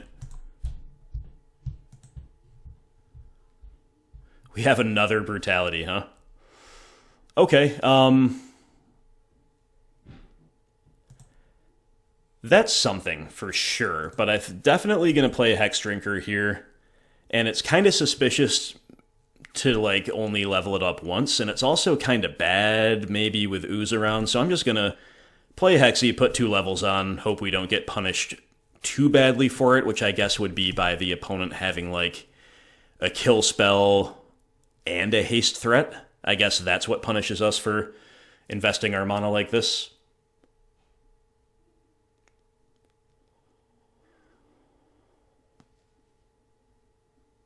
Another Searing Blaze, huh? No, it's a Skullcrack. Okay, whew. Very glad we didn't just go for, like, a blind Brutality there. Thankful it's no Searing Blaze, and OP has a Goblin Guide. Alright. It's gonna attack. We're probably supposed to take the hit because we've got Brutality, and because it gave us a land. Yeah, now we're taking the hit for sure.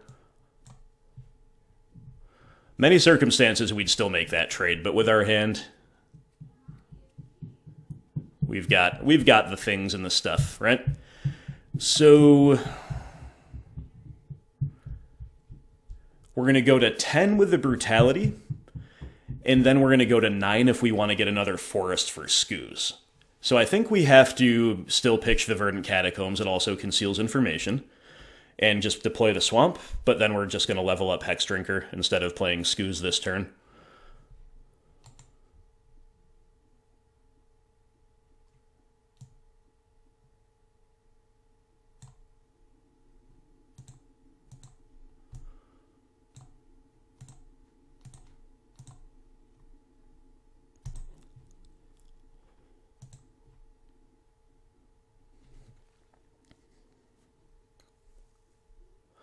Alright, so opponent's at 13.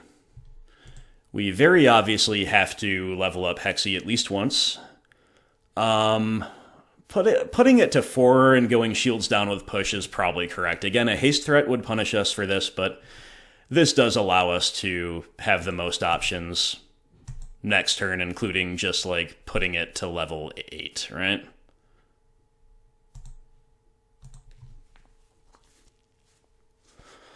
Man, I do love playing against Burn. It is so intriguing. Truly is. Games are quick, they're skill testing, they're fun. Neither deck is doing anything, like, insane. Very surprised to see opponent not crack Sunbaked Canyon there. I realize they can get punished for that in some ways, but nevertheless, a little surprising.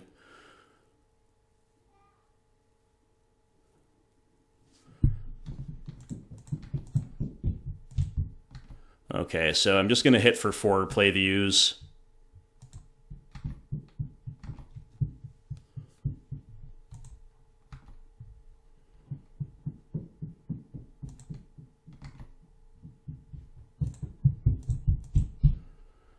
Play the Ooze, put a 5th level on Hexdrinker, and then pass. Holding up push or Ooze activation. And the opponent is dead on board. next turn, even if they take care of our Scoos, because we'll have Hexy swinging for lethal. Obviously, Lightning Helix is the card that can really change that.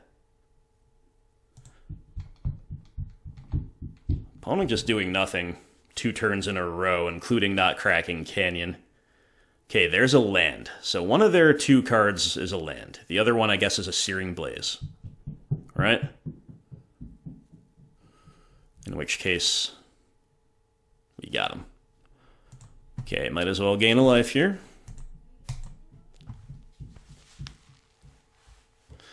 And then might as well kill him with Hexdrinker on the crackback. GG. 3-0 with Cat Rock. You love to see that. Nice clean 2-0 against Boros Burn. Okay, an inauspicious opening to round 4 with another no-lander. There's a lot of cards we love to see in opening hands, but not the lands requisite to cast them. OP will keep 7 on the play. And we find ourselves a pretty fine 7 here. Or fine, what would be a fine 7. We'll keep it. Now what to bottom? Probably Lurrus under the circumstances, just trying to play a really controlling game with this hand. That's the signal we're sending. Right now we don't have the 3rd land or anything to buy back with Lurrus. So let's bottom Lurrus. Lurrus is also legendary, remember? Not that our Liliana in hand isn't, but that can be an incentive, I guess, nevertheless, to bottom Lurrus in edge case scenarios. Okay, opponent snow-covered plains and pass. Yeah, I don't know what that means. I will... You know, I'm sure there's some kind of a blue-white deck, but on the off chance it's like a Taxes deck with Leon and Arbiter, I'm just going to fetch and shock. We pretty obviously want to do that anyway. Before I Thoughtseize. The draw of Hexdrinker does give us something to do if we fail to curve out. Wow, look at me making the blind call, I guess, right? Because Ghost Quarter could mean Arbiter. Right now it means Stoneforge Mystic Eldrazi Displacer. And they have Sword of Fire and Ice and some lands. Displacer is really annoying, but maybe we'll draw the 3rd land and they'll walk into the Lily Edict, right? So I take SFM, I take the 2-for-1. OP with a Thalia. Okay, still just want to see the 3rd land. We can beat Thalia with this Fatal Push. We don't have it.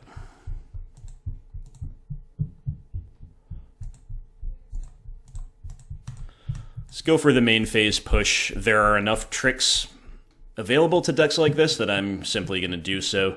They probably don't have instant speed ways to blow out a push, especially game 1, but you do never know. There are draws that punish us for that, you know, if they rip Arbiter and then start GQing us out, but no, it's just Displacer. Alright, please untap 3rd land. Dang. Alright, so do we Trophy Displacer?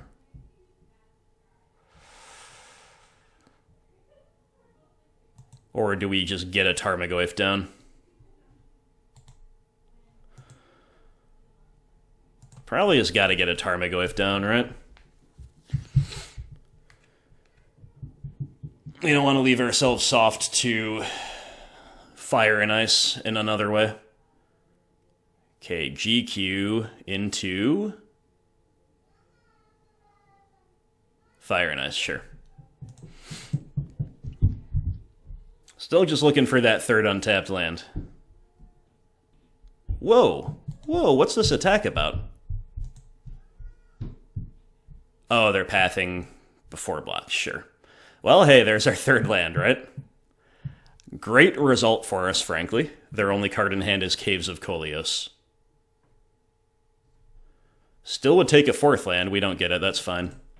Liliana Edict to you puts us in pole position here. Of course, we've still got Fatal Push to beat a subsequent threat. And Assassin's Trophy for another subsequent threat. And we have 2 threats of our own in hand. So we are against Eldrazi and Taxes, black-white version. An opponent has ripped Thought-Knot Seer. Okay, that's a really good rip. Yeah, that's scary. So they're going to take Trophy here most likely. But obviously, some of our draws can really punish that. Yeah, they take trophy. Alright, like just a simple fetch land here is magnificent. We draw another Hexy, huh? Alright, well I'm gonna take Lily up. Man, this sucks.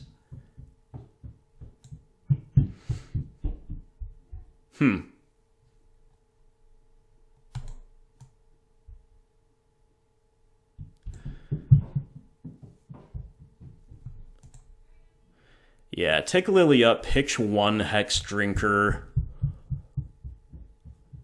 We're gonna have to chump block. So do we run out the other Hexy? The idea, of course, is chump block and then push the Thought Knot. Yeah, I guess we're supposed to keep Goyf over Hexdrinker when we're on a low land count. It conceals information better to play the Goyf. I don't know how much that matters. It also definitely forces them to equip then attack, which means that they couldn't play another Thought Knot Seer and still do that. So, okay, change my mind. Playing the Goyf. Using Goyf to chump block is never good. But in this case, it is our best line as far as I can tell.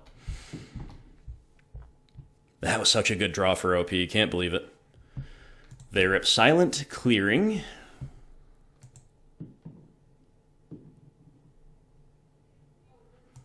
And then they will equip.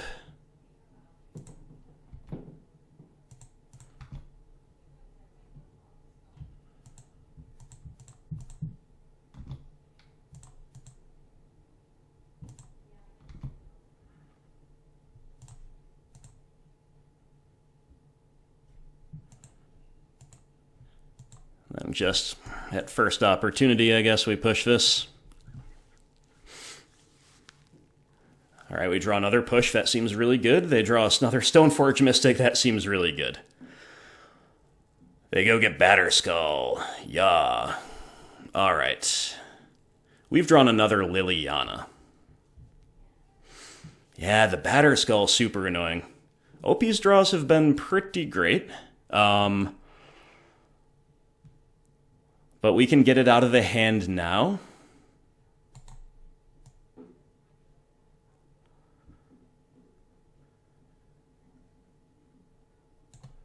I guess we kind of have to.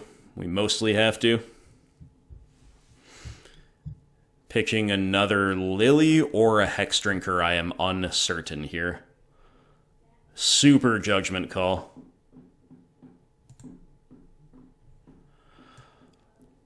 I'm going to pitch the Lily.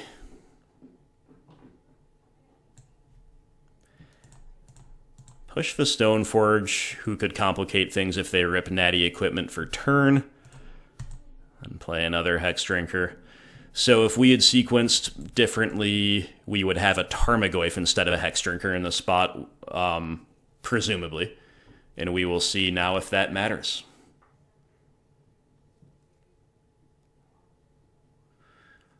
OP looks like they keep just gassing out, yo, Leonin Arbiter?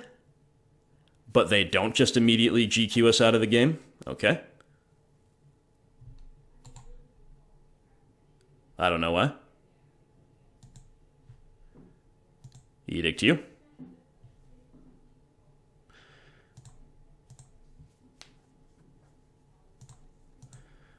So the draw Blooming Marsh is pretty bad, but it does at least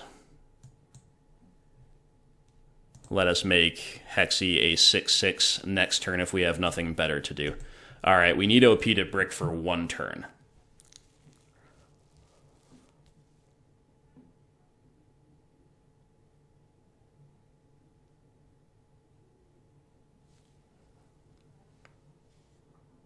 We've drawn Lurrus of the Dream Den. Okay, I guess we're not making Hexy a 6/6.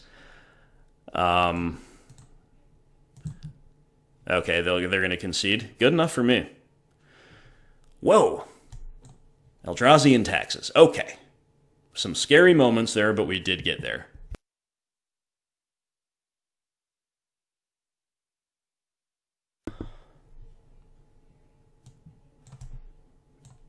they're a little bit beefier than a normal taxes deck, so a lot of stuff is actually, like, almost everything we're looking at is not as good as it would be against, like, mono-white Death and Taxes or, like, red-white Taxes.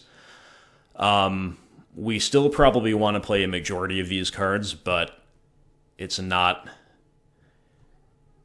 It's definitely not clear that we want all of them. Now, I wonder what the odds are of them being on, like, a Lurrus package of their own is. I also wonder what the odds of them being on the opposite concern for us, which would be Rest in Peace.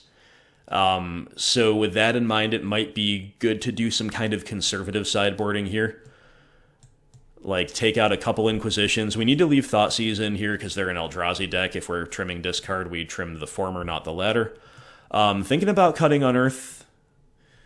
That might be bad because they might play, like, Wasteland Strangler and other removal spells, but... And, like, tempo can matter a lot against the deck if they're playing Thalia and Arbiter.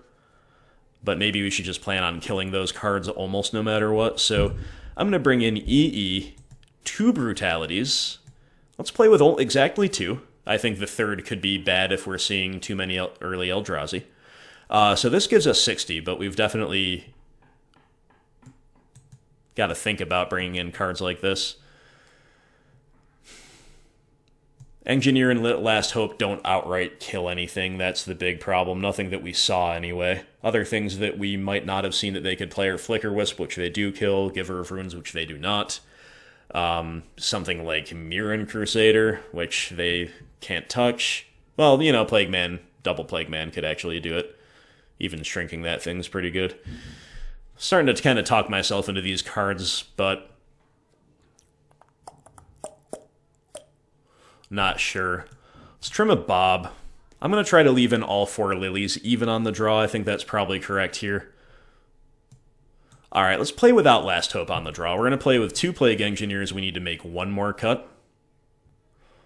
I'm going to trim a Hexdrinker. Hexdrinker's been awesome this league, but it is a trimmable card in a lot of spots. I think this is probably one of them. Alright. So I'm feeling kind of like I'm feeling after the Delver game one, in that we know the general idea, but the specifics can vary enough within decks that it could elude us. And that means that our sideboarding could get punished a little bit one way or another. Again, we're wondering if they're on like a more recursive package than we saw, or whether they have Grave Hate that's hard in the form of Rip, or whether it's just kind of neither, and it's more like we're just going to encounter the traditional beefy taxes, alien taxes, E and T. Now, looks like the opponent is timing out of their sideboarding here, unless something's going on with my client, which I really hope it's not. Oh no, is my internet down? Alright guys, we're back. That was the closest call of all time. There's a thunderstorm going on right now. My internet went out. This is insanity. But it looks like we're back. It looks like we're back. Wow. My client's really laggy too. We're going to have to take it a little slow. I do apologize. I just clicked keep on any hand because I was trying to take an action before it timed me out. Are we supposed to push the Giver or Inquisition?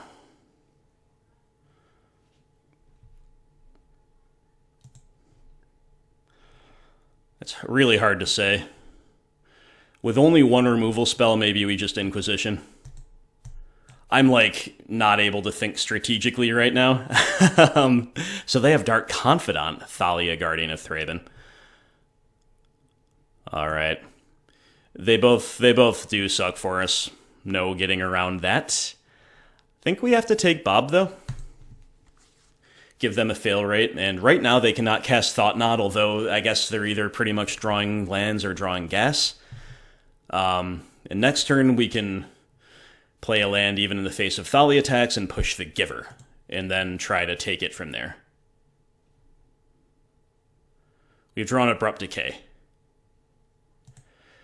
Yeah, good enough to keep drawing removal spells if we're not going to draw lands, right? So I'm just going to main phase push here, say go.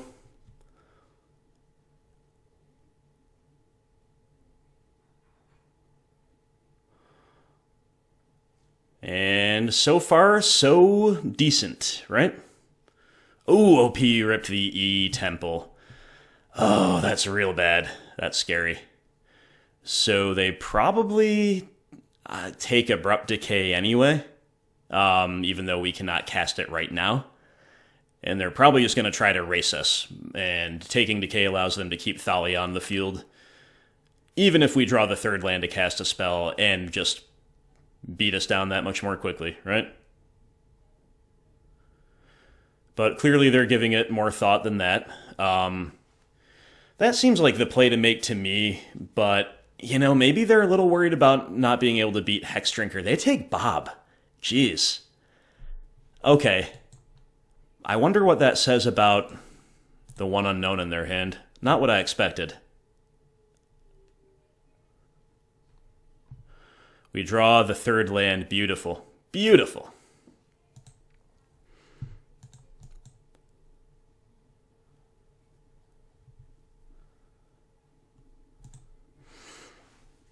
So we're probably supposed to decay the Thalia here. I'm just going to go for it. Like, once again, it could be better in some ways to wait, but I don't want to risk getting blown out by some rogue tech. Here's Tech Edge. Alright, are they flooded, or will this be some kind of a terrifying follow-up? Just no other Eldrazi. Sword of Feast and Famine, Ether Vial. Yo, okay. Okay. Mishra's Bauble. Well, it's given us something good to do with Lurrus here, so that's going to be the play. Looking for the high upside. And we discard a card of our choice, so I'm going to bauble them now. Well, I want to bauble them now to buy it back anyway. They're going to draw a land. Okay. Fair enough. Fair enough. So now we're going to see a lot of looks. We're going to get a lot of looks at new cards, and we just have to find, like, an out to this Thought Knot Sword combo. You know, it's Thoughtseize is not it. Might have to be, like, a Liliana at this point.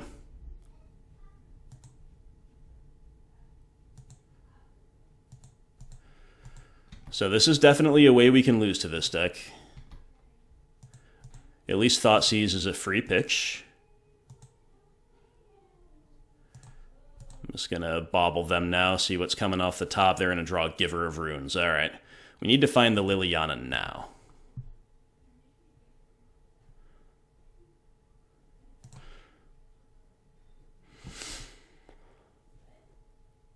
Okay. Come on, deck. We're seeing two more cards. The first one was a Thoughtseize. Second one's a Bauble. Third one, Lily? It's Goyf. Okay, so we're not dead, but we're pretty much dead, I would say, now. Just because now we kind of need to draw two... Yeah. Maybe we need to draw a Fatal Push on their turn, so that we can push the Giver on their turn and then untap and Edict the Thought Knot. We're not going to be dead, because we're going to gain... We're going to go up to 7, where then we'll go down to 1.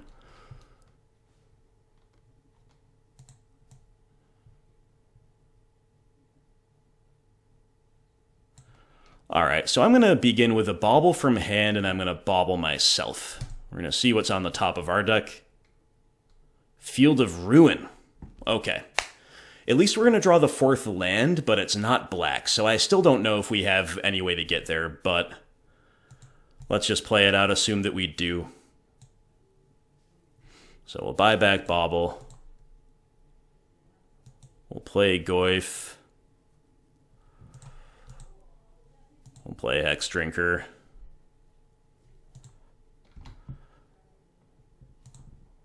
Attack with Lurrus.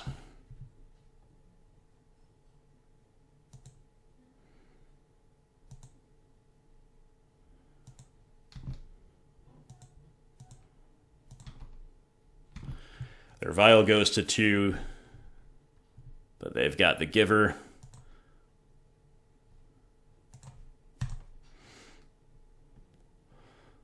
They're going to draw Path to Exile. Okay.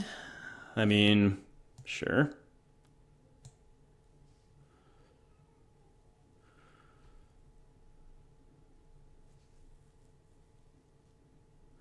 I don't think this field is accomplishing anything for us. Maybe the Unearth really isn't either, but if field was a black land, I think I'd keep it to give us the possibility of drawing Push and Liliana.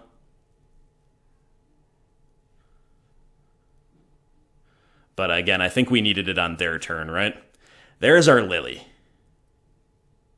Dang, so close, huh?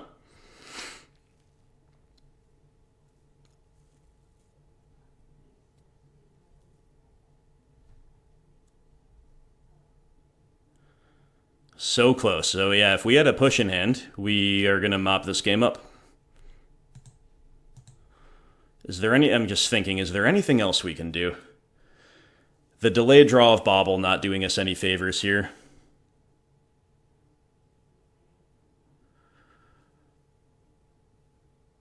Can we, in some way... We're swinging for 10. We're swinging for 12 if we level up Hexdrinker. It's not quite good enough.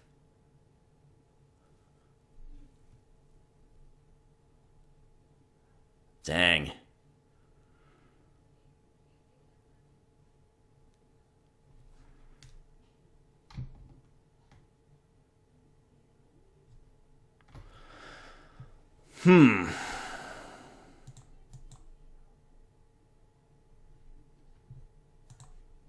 All right, start doing a couple things here.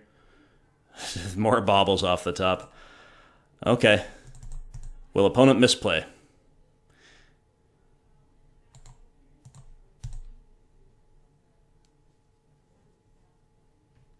No, they will not.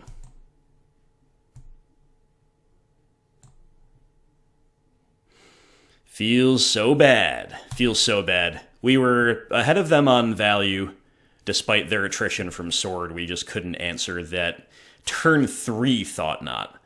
If they were casting it on Curve, I think we might have been okay. Yeah, that was the type of thing I was a little worried about. We also were not sideboarded because my connection went out before that happened. So let's sideboard this time, huh? Yeah, that kind of sucks. So a couple Inquisitions, a couple of Brutalities and Ian. Plague Engineer's okay. Probably want both. I think we were going to play both and no Last Hope. Last Hope gets better on the play, though. Yeah, we were going to, like, trim this Unearth, do something like this. I think this is a good 61. I don't know what the worst remaining card is. Maybe we should just have a slightly lower curve.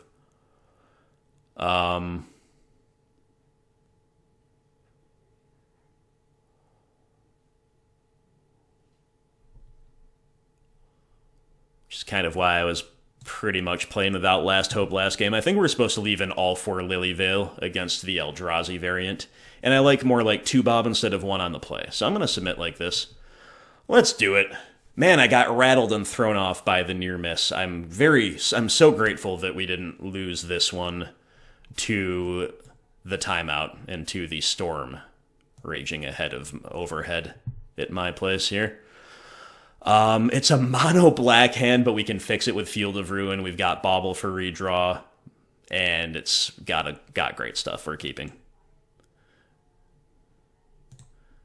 Want to see a deep maul from the opponent. They'll go to 6.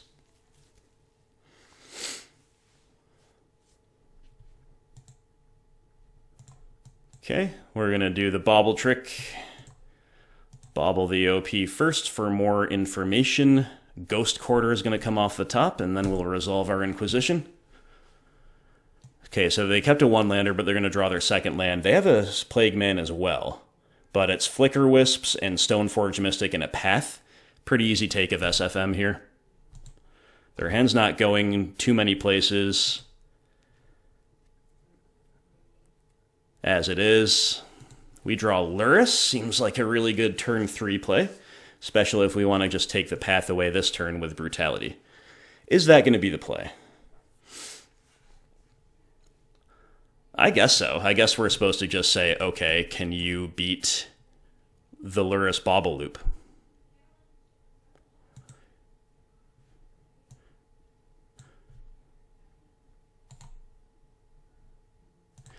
In some ways, it does suck to use Brutality as a non-removal spell when we don't have any other ones in hand, but with how clunky OP's hand is, this has got to be the move. There's the GQ. And there is our Hexdrinker.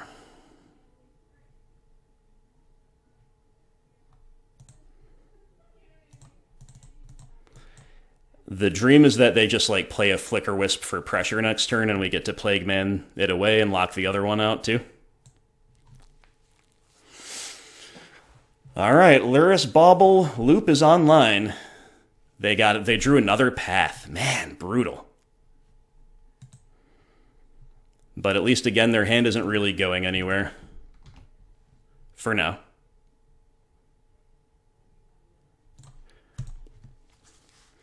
Off the top is coming a Thought-Knot Seer, so their whole hand's stuck in hand. So now we get to go on the Hexdrinker plan.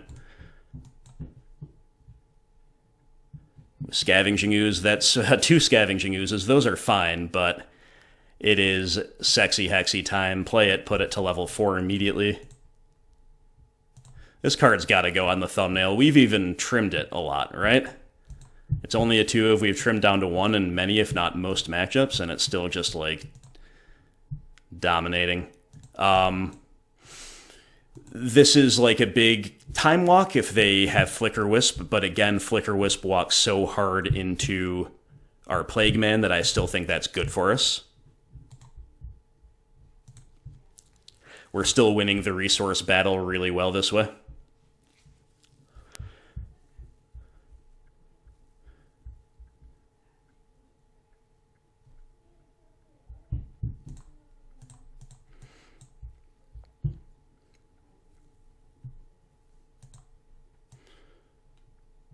So now we name Elemental.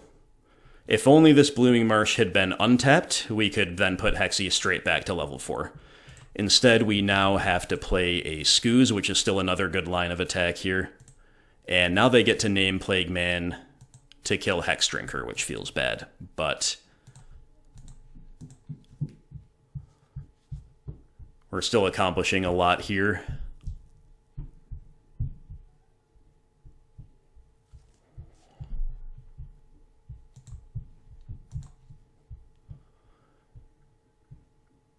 Thoughtseize. Begin there. Thought-Knot Seer, Giver of Runes, Flicker Wisp. I don't think we care about the Thought-Knot any longer, really. I almost want to take Giver.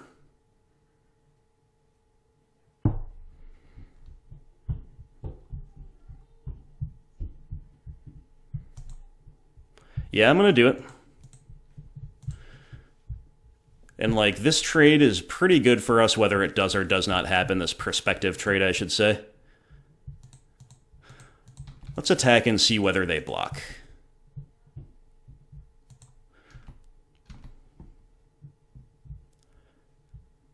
They will. They will not. They're thinking about it. Okay.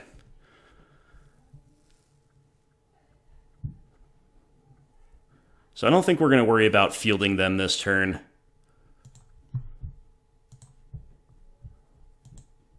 Let's get some damage across.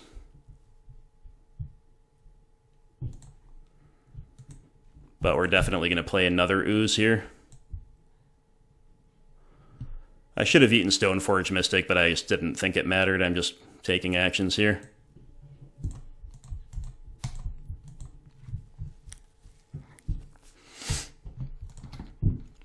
Alright, so it's a delicate balance to strike, because the Thought Knot is still a 4/4, so we don't want to put all our eggs in one basket because they've got a Death Touch around the field.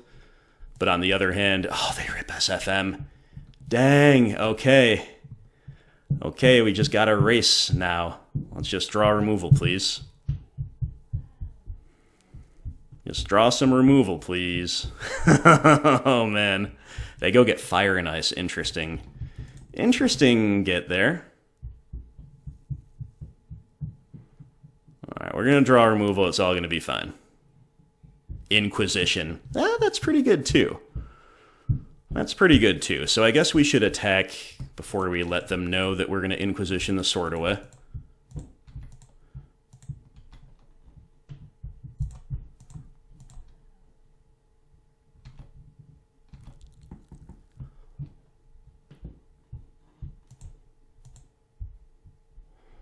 Okay, cool. So before damage, with the unblocked one, we eat. We eat.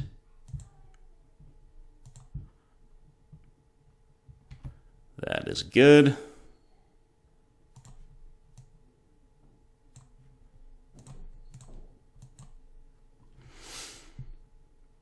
We IOK away the sword.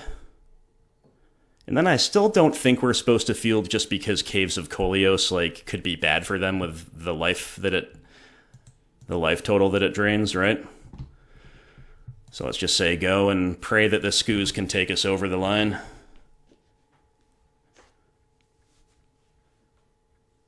They do have a couple pretty bad cards in hand. They have to top deck well, and they top deck Dark Confidant. Alright, so let's eat their Plague Man. I mean, they have to chump block this turn, so it's not the end of the world. Bob can trade with Plague Man, though. Let's just draw, again, let's just draw removal. Trophy. Yeah, it's not ideal removal, but we'll take it, right?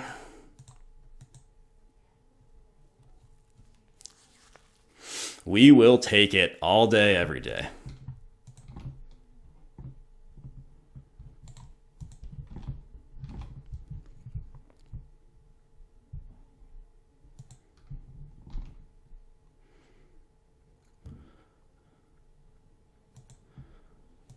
I think they're likely enough to play a single swamp that I'm still not going to field, even though they're no longer maybe taking all that much pain.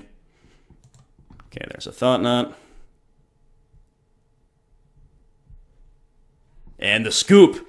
Oh man, we come back from the lost connection. And we 4-0 with 3:53 on the clock to the opponent's 15.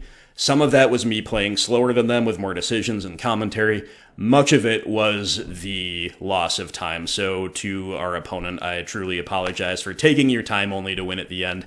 A lot of that was not in my control. Always hate to be that guy, but I always love to be that guy who's 4-0 with my favorite deck ever, BG the Rock. Let's try to get that 5-0, my friends. What do you say? Alright, guys, it's round 5. I'm hungry. I'm tired. I have to use the bathroom, but I'm not getting up to do any of that because I just don't want our internet to go out again before this league's over, so keep winning the die roll. Inquisition into Goyf or Skoos, as the case may dictate. It's a really good blind 1-2 punch, and we have enough lands to make Skoos good, and one of them's a Peatland, so there's flood insurance. So as long as the opponent isn't packed with a million 2-for-1s or with something kind of undisruptible, we could be in a good spot. Okay, opponent's playing Blight Herder, Cavern of Souls, and Remands. I have no idea what's going on, but we can only take a remand, so let's do it.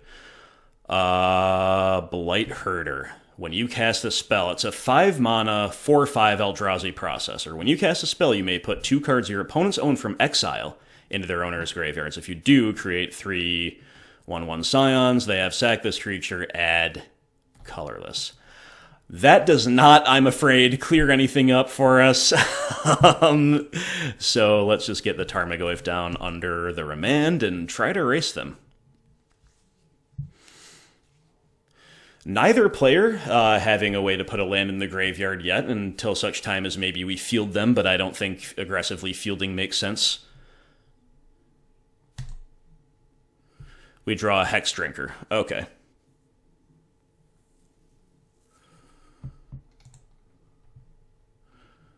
We already have Remand in the graveyard.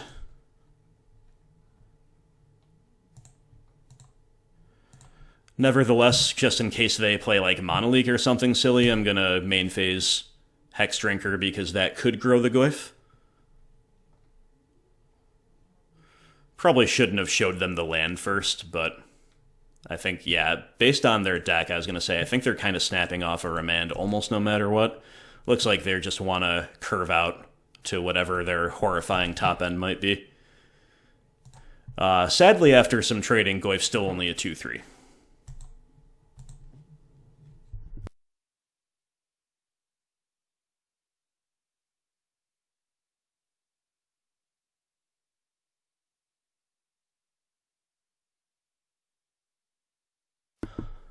And of course, as mentioned, I have no idea what we're up against, so I couldn't really tell you, what we're playing around or anything like that. I think I'm just going to go Hexdrinker mode here. Seems good in light of the fact that we're just kind of drawing more lands and more medium threats.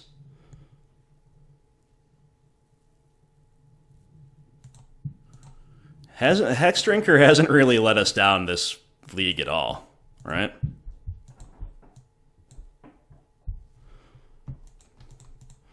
Okay, he's a 4-4. Let's begin there and just attack.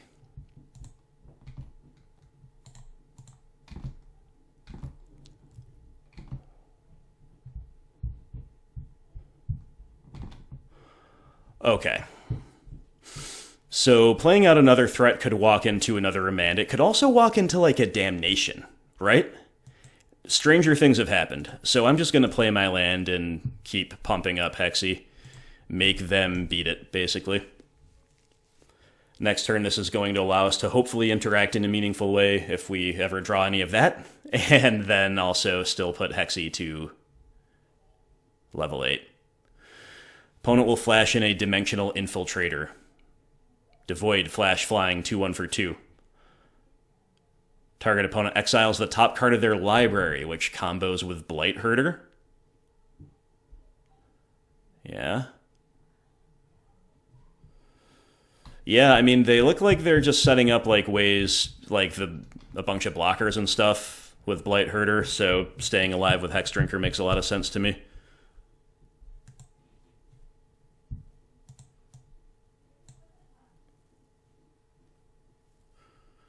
Okay, there's a Fetch Land, which is not a good draw, but maybe better than other lands we could draw, just because it's letting us grow the Goyf.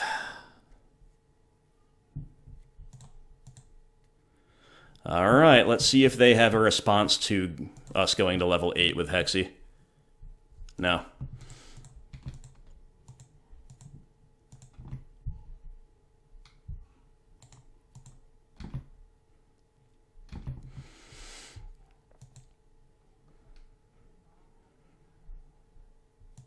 Opponent will chump the Goyf.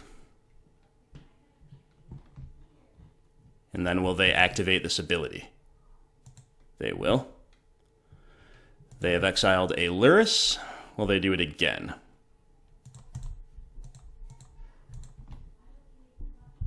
Mishra's Bauble. Hey, they exiled our little combo package. Fair enough. Okay, so we have lethal that's protection from everything on the field, and we have a 4/5 Tarmogoyf on top of that. So once again, I'm going to play around really weird stuff like Damnation by just saying go, doing nothing here.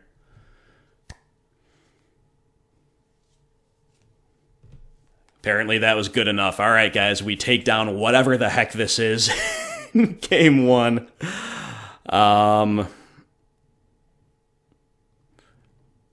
Blight Herder Modern 2020.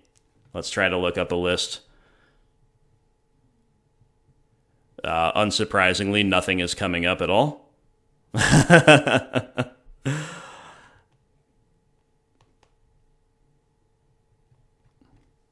I guess real quick, I'm going to try to look at MTG Goldfish. Until then, I have no idea what to do. Like, Choke seems okay when they're on some islands and clearly trying to curve out.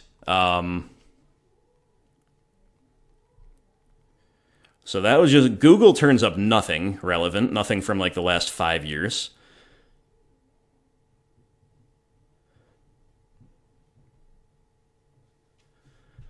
Plague Engineer seems pretty good because they're playing a lot of X1 Eldrazi. Brutality could come in against Remands. But I'm still want to find a list to see what the heck opponent's up to.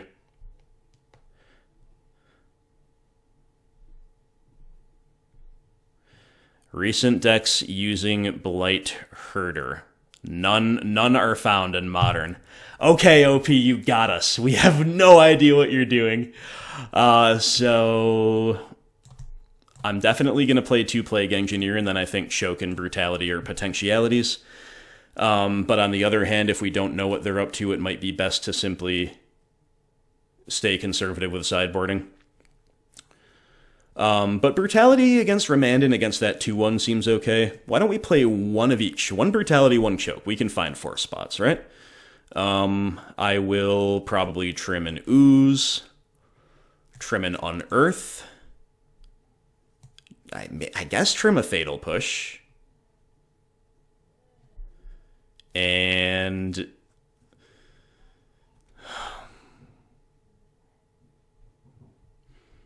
I don't want to trim a Hexdrinker in this matchup.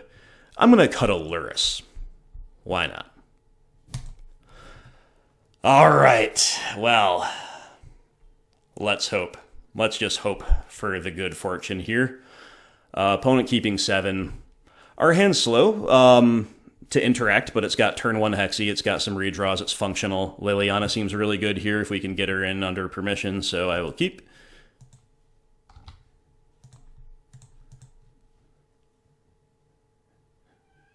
Inquisition of Kozilek. All right. That's going to be our new play instead of Hexdrinker. Seems good. Wasteland Strangler. And some other cards that we don't know, but let's just pass the turn first. Let their fetch resolve. And then on their upkeep, we will bauble them. Ulamog's Nullifier. 2/3 Devoid Flash flying for 4. Blue-black. When it ETBs, it can counter a spell if we have 2 cards in exile to be put into graveyards. They also have Oblivion Sower. ETB, exile the top 4, then they can take any lands. Whoa. All right. You got it, OP. You got it. So, bauble you. Nullifier can come down turn 3 with this Eldrazi Temple. This deck is wild. Yeah, it just can. Okay. Thoughtseize would be a really good draw here. We draw Choke. I definitely don't hate that. I'm going to lead on Hexdrinker. Actually, we know the whole hand. I was going to say, play around Remand a little, whatever. Yeah, no need for that. So we just level up Hexy. Once again, bauble them on the upkeep. They're going to draw Wasteland Strangler. Thankfully, we have no cards in exile. You see how that 2-drop is a really impactful card for them. They're just marching up to some big bombs, though. The Choke looking pretty medium here, admittedly. Maybe it should be out.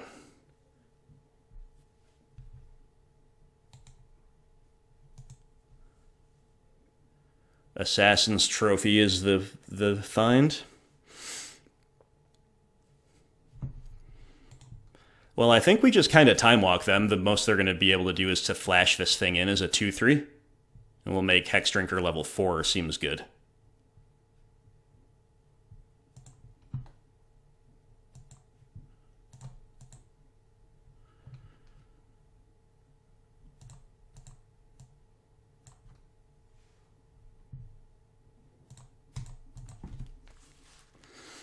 Again, not that the Nullifier can counter anything right now, but I don't want to, like, play the Lily. I don't think the Choke's impactful enough. I think this is the play.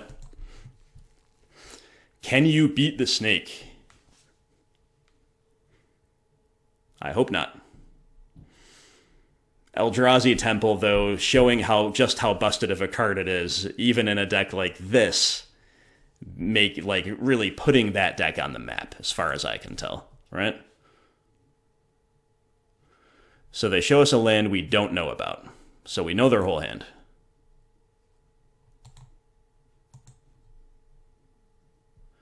They're going to cast Oblivion Sower next turn. Did they just jam Strangler this turn, or did they just say go? Okay, we draw Dark Confidant, eh?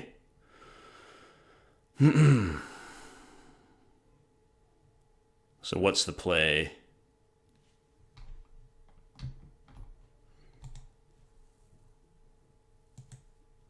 Dark Confidant's pretty good, but I feel getting Liliana down's definitely, like, reasonable right here.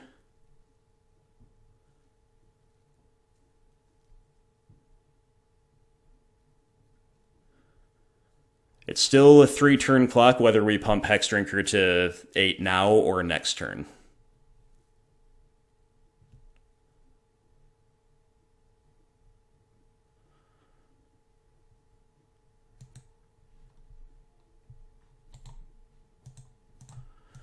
Alright, yeah, let's just start the attrition game with Lily, I guess.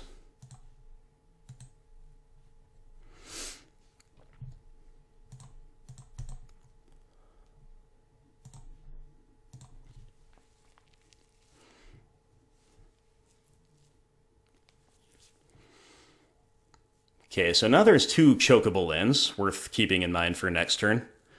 The one bad thing about playing Lily is we cannot now go land, choke you, pump Hexy. Like, if we had played Bob and put 2 levels on Hexy, that play would have been live. But they're going to probably get some lands off of this Oblivion Sower anyway, right? But we're just, again, going to say, can you beat the Hexdrinker that's going to be 8/8? So they exile a bunch of good stuff. Decay, Veil, Goyf.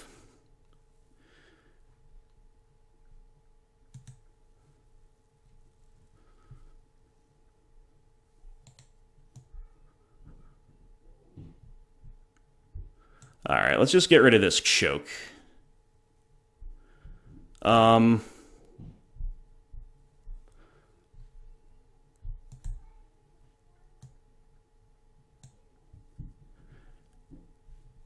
Yeah, just gonna get rid of choke.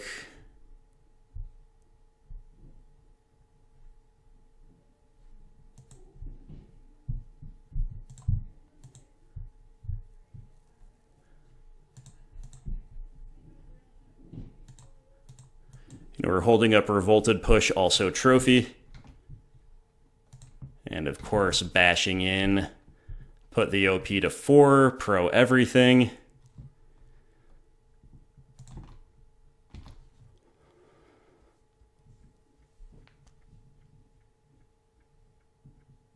Snow-covered swamp. Crack of Peatland. It's funny, I've never seen it go from their side to our graveyard like that, but that's what happens. That is the concession, my friends. And that's the 5-0 through the storm. Through the storm where we almost disconnected. I'm sure we were a minute or 2 away from timing out. Never didn't have it, though. Guys, back to our 5-0 ways on none other than The Rock.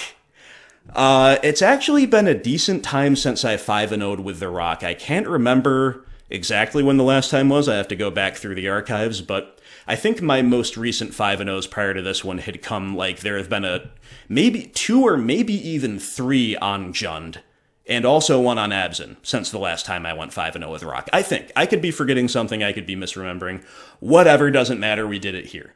Now, I hope you're happy. Remy Marchiat, my friend, you of the many beautiful foils, I hope this was just as beautiful of a sight for you as your own collection is, although it's probably not, but hopefully it at least compares. We had some really good matchups, and lately, it's become a meme on my Discord. Oh, the matchups, it's been like this on the channel, it's been 3-hour leagues, it's been this and that. And that is my lament, but I'm telling you guys, I try to maintain as much of a as much objectivity as I can while also adding some color commentary, right? But, you know, so leaving the color commentary aside, I think objectively, specifically when I've been sleeving up rockets, like I'm running into Uro piles and I'm running into just like value messes, like a mess of value cards that my disruption is not meaningful enough against and my grinding power is not good enough against, and the strengths of the two-color deck are not relevant in. Today was the opposite, guys. What did we beat? Delver, Grixis Shadow, Burn, something. Oh, Taxes, black-white Eldrazi Taxes, and this black-blue Eldrazi ramp deck. The Eldrazi processor deck, I guess, is probably what it is. Leaving that last one aside, because I would need to look at a list to really make a determination, Rock is like as good or better than the other BGX variants against our suite today. Specifically thinking of Burn here. I love facing Burn on Rock. I think it's a great matchup, especially now with Lurrus. We proved that here today. I love facing Grixis Shadow on Rock. Same deal. And then, while, you know, for example, Jund might be slightly better against Taxes, although I don't know if that's true for Eldrazi Taxes. I think Jund would be better against vanilla Taxes. Maybe we're better against Eldrazi Taxes, too. And then Temur Delver, like, I think Jund is probably a little better there, but it's very favored for BGX anyway, so it's kind of neither here nor there. The point is, we finally got a good run of favored matchups, and Remy's list did the rest. So, excuse my lack of anything more to say, I guess, because I, again, was thrown totally off kilter by the panic of my internet going down. Thankfully, it recovered. I'm forever grateful for that. And like I said at the beginning of round 5, I'm very hungry, tired, need to utilize the facilities, etc., etc. So I don't know what else to say. Hexdrinker won so many games for us, it was disgusting. I think Hexdrinker goes on the thumbnail for sure. Lurrus and Bauble were awesome too. Maybe we've got Lurrus, Bauble, Hexdrinker, and one other. I think Liliana was great here. There's a lot of other candidates. You could just put like a discard spell on there because we drew a lot of discard this game. This league, rather. Anyway, that was awesome. That was intense. And Remy, you are proving that your decision to pivot away from Jund back to Rock for your local meta is also a valid decision, even in the wide world of MTGO. So, thank you so much to Remy Marchiat, wonderful tireless tier supporter, for supporting this content for so long, for being such a great guy, and for donating this list that we managed to 5-0 with. Thank you once again to our newest Patreon supporters, Jund Guy and Space Shake. Really appreciate you, as I appreciate each and every Patreon supporter. If you guys are enjoying this content, that is the thing to do if you have the excess funds. If you have the excess funds and the inclination, if it's not that big a deal to do 1, 5, 10, some people are even generous enough to do 20 a month, you do get perks for it. You can earn donation leaks just like this one, and you get to be a part of the Discord and all the rest. Link in the description below. If money's tight for you, do not worry about it. Do not worry about it, but I appreciate everybody doing that, and I hope you guys give this one a thumbs up. I hope you leave your comments. I hope this one does well in the algorithm. I hope you share it around, because Rock is one of the goodest boys, one of the goodest guys of Modern. We need to keep this deck alive as much as we can. I myself have strayed from the path due to the donation leagues generally requesting Jund or other BGX decks more than Rock, but we always have to stay within touching distance of Rock, and this is why. The deck still has all kinds of legs. I said right from the get-go after the companion nerf that Lurrus might have his best home in Rock. Now, I still need to test Lurrus Jund, and I'm actually doing that in an upcoming DL, but right now I'm still thinking that my initial assessment was correct, that, like, traditional Jund is the strongest BGX deck, and Lurrus Rock might be the strongest shell for Lurrus in the BGX family, and one of the stronger ones overall. I've went into that before. You can see my Grim Tidings Wither BGX video about that, if you're curious. But let me know what you think about that. Let me know what you think about the list, and let's leave it here. Thank you once again for watching, and I will talk to you soon. See you for the next video, and I hope everybody out there has a wonderful day.